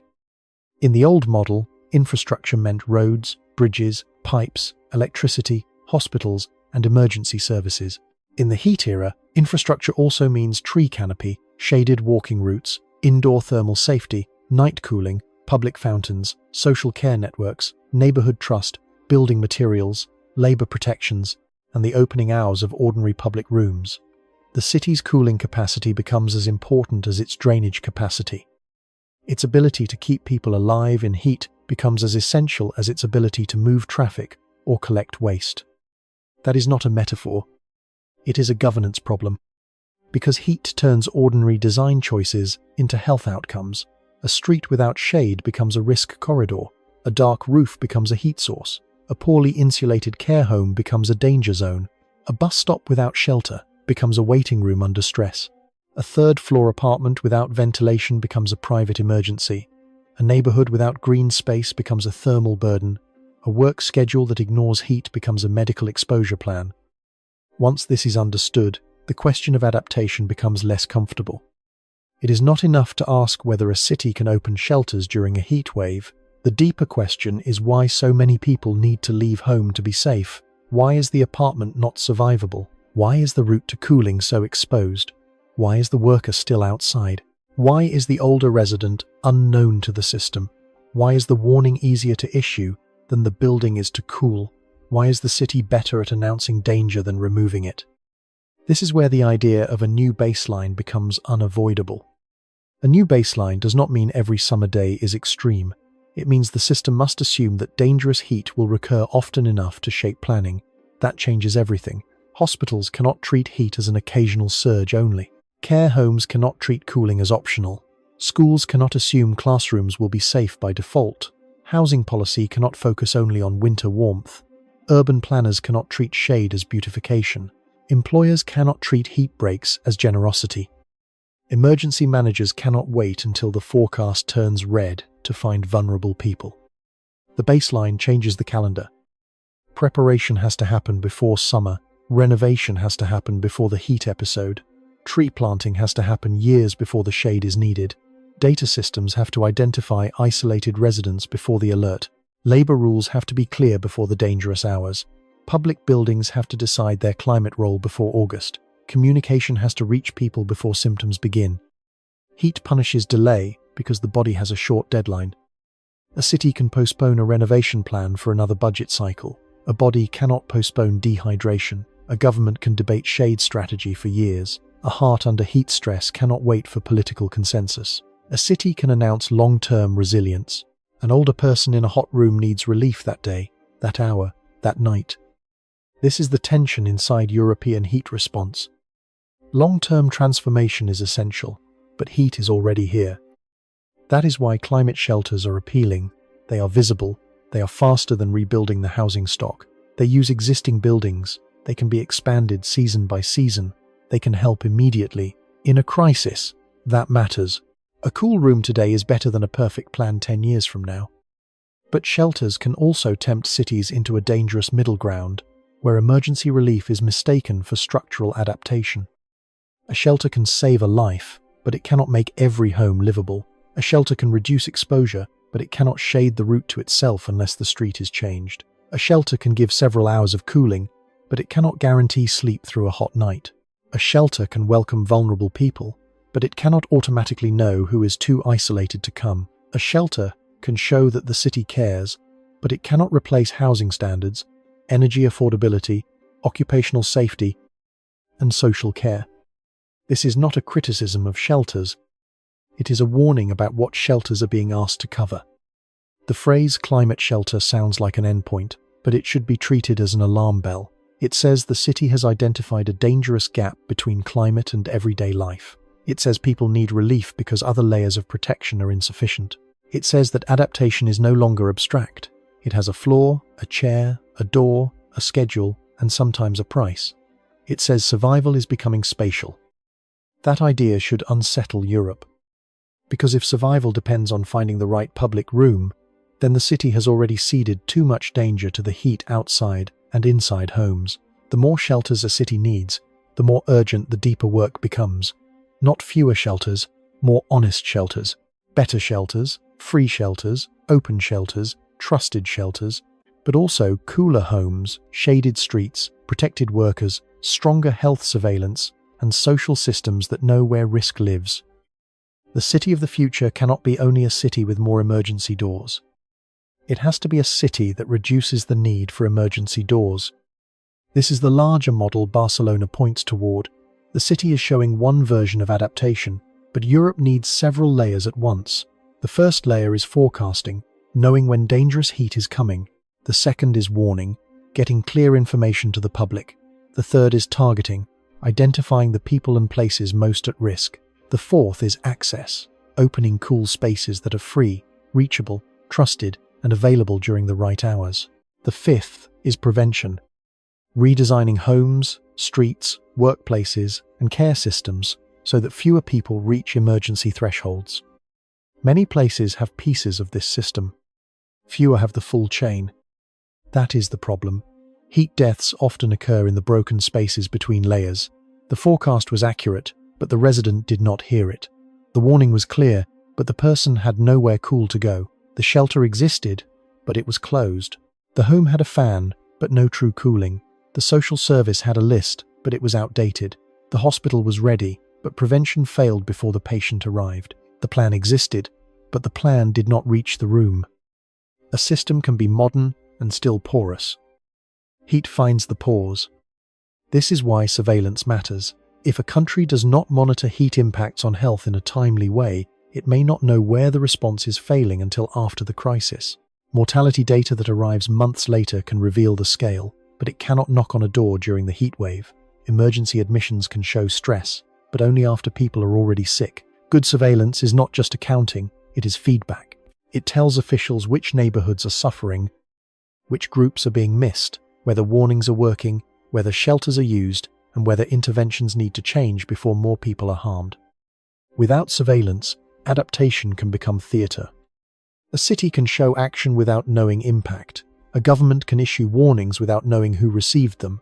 A shelter network can expand without knowing who cannot access it. A plan can exist without being tested by outcomes. Heat response needs data, not because data is cold, but because bodies are warm and vulnerable and time is short. The new baseline also challenges European ideas about comfort. For many years, air conditioning in parts of Europe was viewed as unnecessary, excessive, expensive, or culturally foreign. In some contexts, that skepticism made sense. Air conditioning can raise energy demand, worsen emissions if powered by fossil fuels, and add waste heat outdoors. But the health question is now sharper. When indoor temperatures become dangerous, cooling is no longer merely comfort. It becomes medical protection. The challenge is not to reject cooling or embrace it blindly. The challenge is to make cooling equitable, efficient, low carbon, and combined with passive design. The best city is not one where every building must fight heat with machines alone. The best city is one where buildings, streets, trees, roofs, schedules, and social systems reduce the need for machines while ensuring that vulnerable people still have reliable cooling when passive measures are not enough. That is the mature version of heat adaptation. It does not romanticize endurance. It does not pretend traditional architecture can solve all future heat. It does not treat air conditioning as the only answer. It does not treat shelters as proof of completion. It builds redundancy. It assumes failure is possible. It protects the least resilient body, not the average resident. It treats a hot night as a public health signal. It treats shade as infrastructure. It treats loneliness as exposure. It treats the indoor temperature of poor housing as a citywide concern. Barcelona's 400 shelters are therefore not the end of the story. They are the beginning of a new category of governance. A city that opens climate shelters is admitting that climate risk has entered daily administration.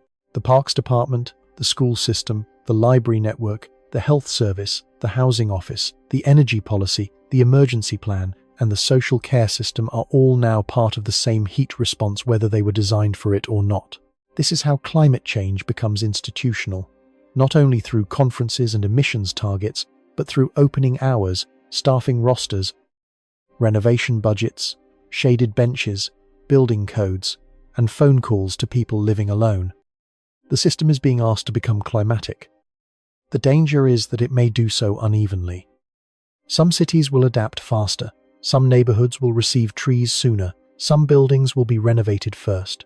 Some residents will get alerts in languages they understand. Some workers will gain protections. Some care systems will know who to check. Others will wait. And in heat, waiting is not neutral. Waiting becomes exposure. That is the European risk hidden inside Barcelona's example. The continent is not failing because no one knows heat is dangerous. It is failing where knowledge has not become guaranteed protection. It is failing where plans exist but do not reach the vulnerable. It is failing where shelters exist but are closed, costly, unknown, or too far in a body under stress. It is failing where housing remains a thermal trap. It is failing where social isolation remains invisible. It is failing where cities still treat extreme heat as a temporary interruption rather than a design condition. This is the larger pattern. The weather is becoming infrastructure's examiner. Every heat wave grades the city. It grades the roof, it grades the street, it grades the tree canopy, it grades the care home, it grades the hospital, it grades the labor law, it grades the warning system, it grades the shelter network, it grades the social bond between neighbors, it grades the political decision made years earlier about whether shade was worth funding, whether housing should be renovated, whether cooling was a health right, whether data systems should be built, whether the city should prepare for a climate that no longer behaves like memory. And the grade appears in bodies. That is why the response must move from emergency to architecture, from warning to prevention, from shelter maps to thermal justice. Barcelona has opened the doors. Europe has to ask what lies behind the need for them, because if climate shelters become a permanent feature of urban life, then they are not only places of relief, they are monuments to a new relationship between cities and heat. The old city was built around movement, commerce, housing, culture, and public life. The new city must also be built around recovery. A place to cool, a night to sleep, a street to cross safely, a job that can pause, a home that does not become a kiln, a warning that reaches the right person, a neighbor who notices, a government that counts not only shelters, but survival. That is what Barcelona is showing. The future heat response will not be judged by how impressive the announcement sounds. It will be judged by whether a vulnerable person can pass through the hottest day without becoming a statistic. And if Europe cannot turn that standard into ordinary governance, then each new shelter will carry the same double meaning, a necessary refuge and a quiet confession that the city outside it is still too hot for the people it was built to protect. There is a moment in every climate disaster story where the evidence has to slow down. Not because the danger is small, because the danger is large enough that careless language can damage the truth. Barcelona's climate shelters, Europe's heat deaths, the urban heat island, the vulnerable apartment, the isolated older resident, the worker under the afternoon sun, all of these belong to the same story. But belonging to the same story does not mean every detail has the same level of proof. A serious investigation has to separate what is known, what is strongly connected, what is only happening at the same time, what remains uncertain, and what the real risk is. That separation is not weakness. It is how credibility survives the heat. The first thing that is known is simple and severe. Extreme heat harms human health. It increases the risk of dehydration, heat exhaustion, heat stroke, cardiovascular strain, kidney stress, respiratory worsening, sleep disruption, and death. This is not speculation. It is a foundation of public health. The body has limits. When the surrounding environment becomes too hot, especially for too long, the body must work harder to keep internal temperature stable. When that work becomes too much, health breaks down. The second thing that is known is that vulnerability is not evenly distributed. Older people, children, pregnant people, people with chronic illness, people with disabilities, outdoor workers, people without stable housing, people in poor quality homes, and people without reliable access to cooling face greater danger. This is not a moral judgment. It is biology meeting circumstance. A healthy body with a cool room has more margin. A frail body in a hot room has less. The third thing that is known is that heat-related mortality can be measured at the population level. Researchers do not need every death certificate to say heat stroke in order to detect the signal. They can compare daily temperatures with daily deaths across regions and estimate how many deaths were associated with heat above expected patterns. That is how a study can estimate tens of thousands of heat-related deaths across Europe in a single summer. The number is not a camera in every room. It is a statistical fingerprint across a continent.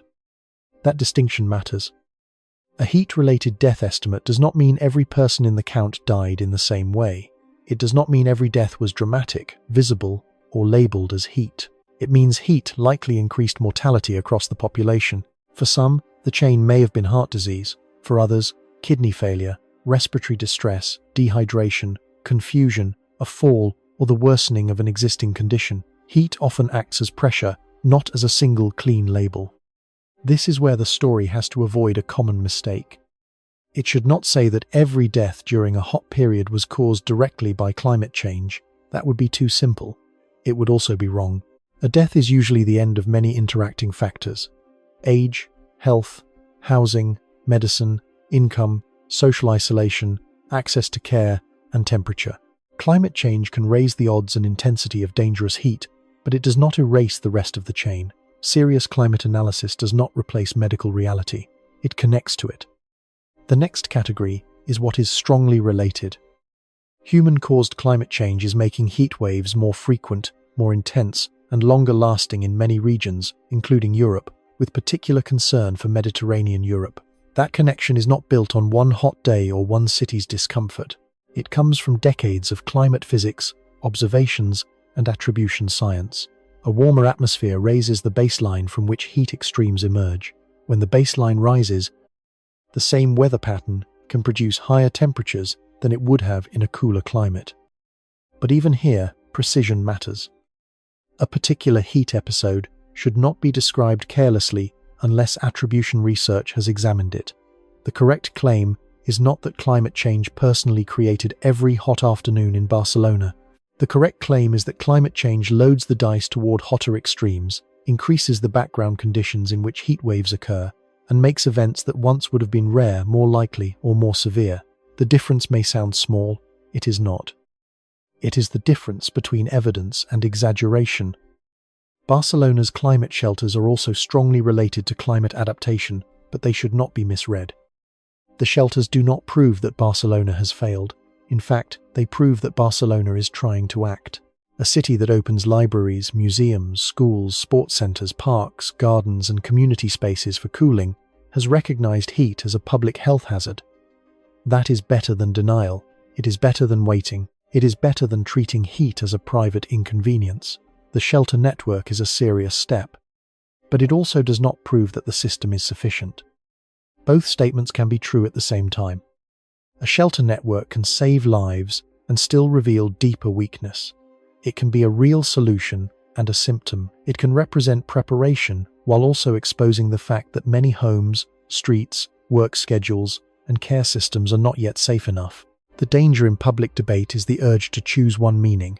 Either Barcelona is a model or Barcelona is failing. The more accurate interpretation is harder. Barcelona is a model because it is acting, and a warning because even serious action may not be enough.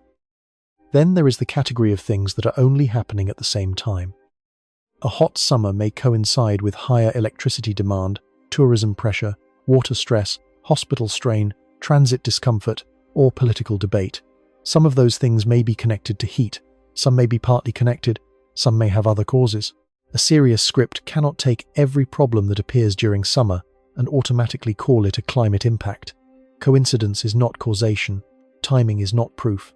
A crowded emergency room during heat deserves investigation, but it still needs data. A power problem during heat may be related to cooling demand, but the grid, equipment, maintenance, and management also matter. A local death during a heat wave is tragic, but its cause cannot be assigned from outside without evidence. This discipline is not cold. It is respectful.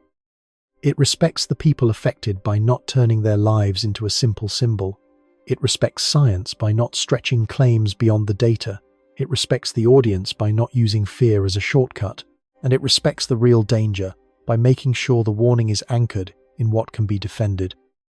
There are also things that remain uncertain. The exact number of deaths linked to heat in a given summer is an estimate, with uncertainty ranges. That does not make it meaningless. Many public health burdens are estimated because the world is too complex for perfect counting, but an estimate should be presented as an estimate. The strength of the finding lies in the pattern, the method, the scale, and the consistency with known physiology, not in pretending that every digit is carved in stone. Another uncertainty is how well climate shelters reduce mortality in practice. The idea is logical. Cooler spaces reduce heat exposure. Reducing exposure should reduce risk, but the actual impact depends on use. Who goes, who does not, how long they stay, whether the rooms are cool enough, whether the most vulnerable people can reach them, whether shelters are open during the most dangerous hours, whether outreach connects people to the network. Without that information, a shelter map shows capacity, not guaranteed protection.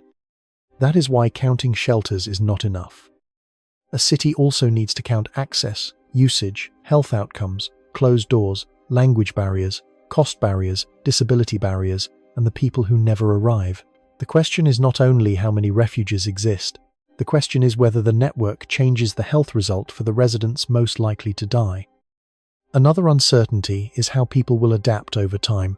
Populations can become less vulnerable through better awareness, building renovation, cooling access, public health planning, tree canopy, work protections, and social care. But adaptation has limits if temperatures rise faster than protection improves. There is no guarantee that future societies will simply adjust without loss. Adaptation is not a natural law, it is a political, economic, medical, and urban achievement. It has to be built. That leads to the real risk. The real risk is not that Barcelona's shelters are useless. They are not useless. The real risk is not that every summer day is equally deadly. It is not. The real risk is not that Europe has no knowledge. Europe has knowledge. The real risk is that knowledge remains unevenly translated into protection. That is the failure pattern. A forecast exists, but an isolated person does not receive help. A heat plan exists, but a country has no strong surveillance system. A shelter exists, but it closes during August. A pool is counted as a refuge, but entry costs money. A public warning says, stay cool, but a family cannot afford cooling. A city says, avoid the hottest hours, but a worker is paid to move through them. A map says 10 minutes, but the body says impossible. A government says vulnerable groups are known, but the person behind the door is not on any list. This is the gap where heat becomes deadly, not in ignorance alone, in incomplete implementation. Europe's heat response is therefore failing in a specific way. It is not failing because every city is inactive. It is not failing because every official is careless. It is failing because the scale of the hazard now demands a full system, and much of the response still behaves like a set of partial measures: alerts without housing, shelters without guaranteed access, health advice without labor protection, climate plans without social reach, mortality estimates without fast feedback, urban design without enough shade, cooling without equity, science without execution. This is what should be feared most. Not heat as an abstract monster.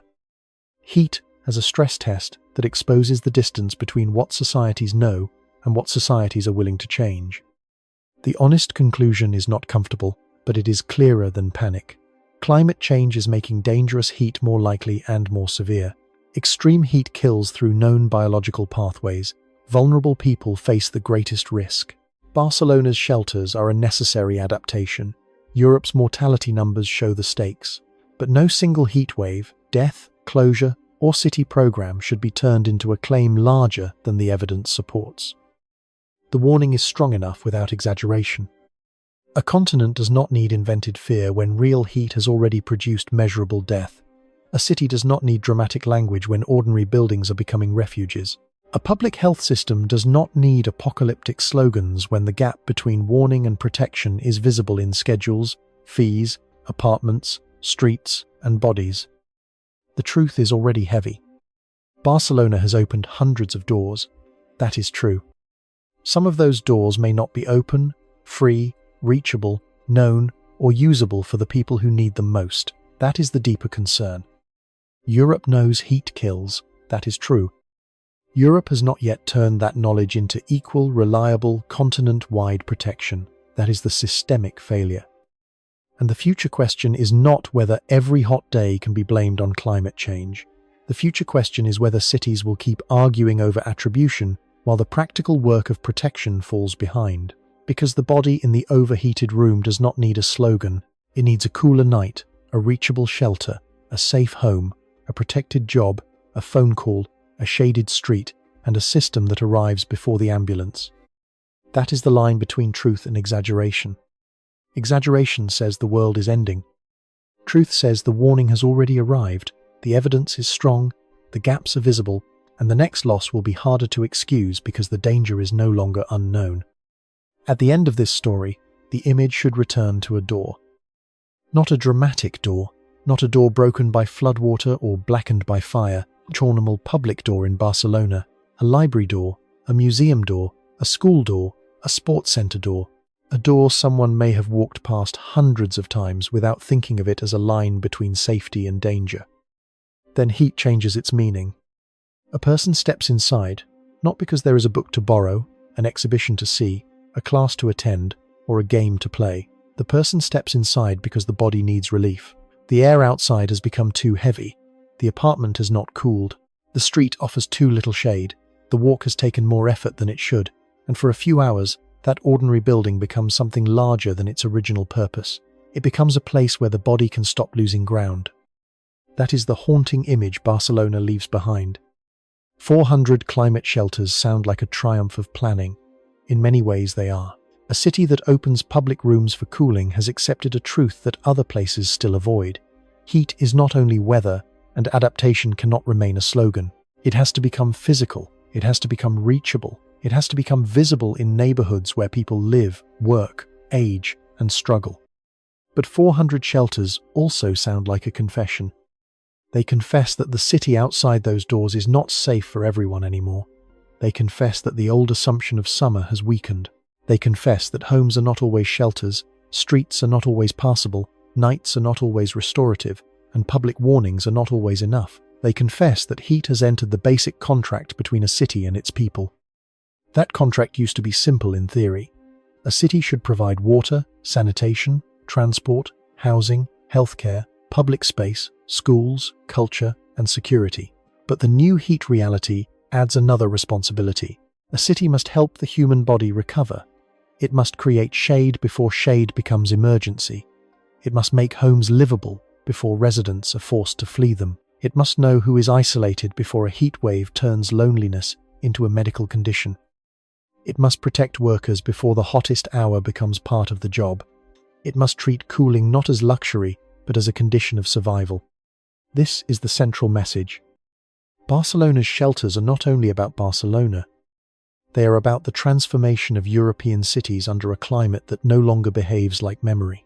They are about the gap between recognition and protection. They are about a continent with science, forecasts, hospitals, public health agencies, and warning systems that still sees heat leave a mortality signal large enough to shake any serious society. They are about the difference between knowing danger is coming and building a world in which the most vulnerable person can survive it. The event will pass. A heat episode always does. The weather map eventually changes color, streets fill again, tourists return to bright squares, cafes reopen their terraces, the emergency language fades from headlines, the shelter signs may blend back into the background, a library becomes simply a library again. But the meaning does not disappear. Because once a city has learned that a library may need to function as a heat refuge, it cannot unlearn it. Once a government has mapped which neighborhoods need cooling, it cannot honestly pretend heat falls equally on everyone. Once researchers have shown that tens of thousands of deaths can be associated with summer heat across Europe, the continent cannot return to the old innocence of calling heat merely uncomfortable. Once a person has entered a public building not for culture, but for physical recovery, the city has been redefined. This is why the ending cannot be too light. The problem is not solved by naming shelters. It is not solved by opening doors for part of the season. It is not solved by telling people to drink water while their homes remain hot. It is not solved by planting a tree that will only offer serious shade years from now, then treating the announcement as if protection has already arrived.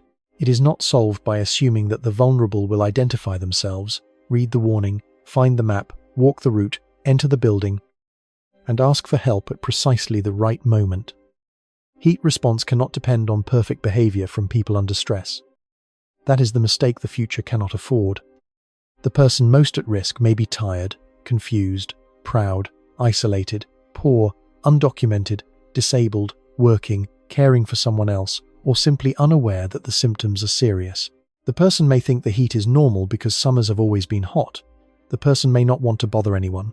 The person may not know a shelter is nearby. The person may know and still be unable to reach it. The person may live in the same city as the solution and still be outside the protection it promises. That is the gap between the shelter and the body, between the forecast and the bedroom, between the public map and the private room, between a plan that exists and a life that is actually protected. A mature heat response begins by closing that gap. It does not abandon climate shelters, it makes them stronger. It keeps them open when heat is most dangerous. It makes them free, visible, welcoming, accessible, and connected to outreach. It places them where vulnerability is highest, not only where buildings are convenient. It measures who uses them and who does not. It treats a closed shelter during dangerous heat not as an administrative detail, but as a failure in the chain of protection. But then it goes deeper. It renovates housing so fewer apartments become thermal traps. It designs streets where shade is not decoration, but infrastructure. It protects outdoor workers with enforceable rules, not polite recommendations. It builds health surveillance fast enough to see suffering before the statistics arrive months later. It funds social care that knows who lives alone. It treats energy poverty as summer risk as well as winter risk. It plans for nighttime heat because the body needs sleep as much as it needs water. It understands that cooling can be low carbon, equitable, passive where possible, mechanical where necessary, and always tied to health. This is not impossible. That matters. There is still agency in this story. Cities can change surfaces, roofs, trees, schedules, buildings, and warning systems. Health services can identify risk earlier. Communities can check on neighbors. Employers can stop work before danger becomes injury. Public buildings can become dependable refuges. Homes can be redesigned. Data can be improved. Heat deaths can be reduced. The future is not fixed in the shape of the worst summer. But neither is safety automatic. The difference will be built, funded, staffed, maintained, and tested. It will be tested not by speeches, but by the next hot night. It will be tested by whether an old apartment cools. It will be tested by whether a worker can rest. It will be tested by whether a shelter is open on a weekend. It will be tested by whether a person living alone receives a call before confusion becomes collapse. It will be tested by whether the city has treated heat as a design condition, not a seasonal inconvenience. This is where Europe stands. It is not blind. It has evidence. It has memory. It has the history of 2003. It has the mortality estimates of recent summers. It has warnings from health agencies. It has the lived experience of cities where ordinary public buildings are being turned into climate infrastructure. The problem is not the absence of knowledge. The problem is the speed at which knowledge becomes protection. Barcelona is important because it shows both sides at once. It shows a city acting. It shows officials taking heat seriously. It shows the practical intelligence of using existing civic spaces to save lives. It shows that adaptation can be made visible and local, but it also shows the scale of what remains unfinished. A shelter network cannot carry the full weight of overheated housing, unequal neighborhoods, vulnerable workers, aging populations, lonely residents, and a climate baseline that keeps moving upward. That is why the final feeling should not be panic. It should be recognition. The viewer is meant to see that this is not a story about one hot city doing one unusual thing. It is a story about a civilization discovering that the buildings, habits, calendars, and public systems designed for one climate must now operate inside another. It is a story about the moment when cooling becomes civic duty. It is a story about the quiet conversion of culture into survival. The library as refuge, the school as shelter, the park as thermal defense, the phone call as medical prevention, the shaded street as life support. The old summer still exists in memory. The new summer is being built around thresholds. How hot can a bedroom become before it is unsafe? How long can a night stay warm before the body loses recovery? How far can a frail person walk under sun? How many hours can a worker endure? How many warnings can be issued before the public stops hearing them? How many shelters can open before a society admits that the deeper answer is to cool the city itself? These are not abstract questions. They are questions of design, budget, care, law, and moral priority. A city reveals what it values by what it protects before disaster arrives. If it waits until emergency rooms fill, it has valued response over prevention. If it opens shelters but leaves access uneven, it has valued symbols over guarantees.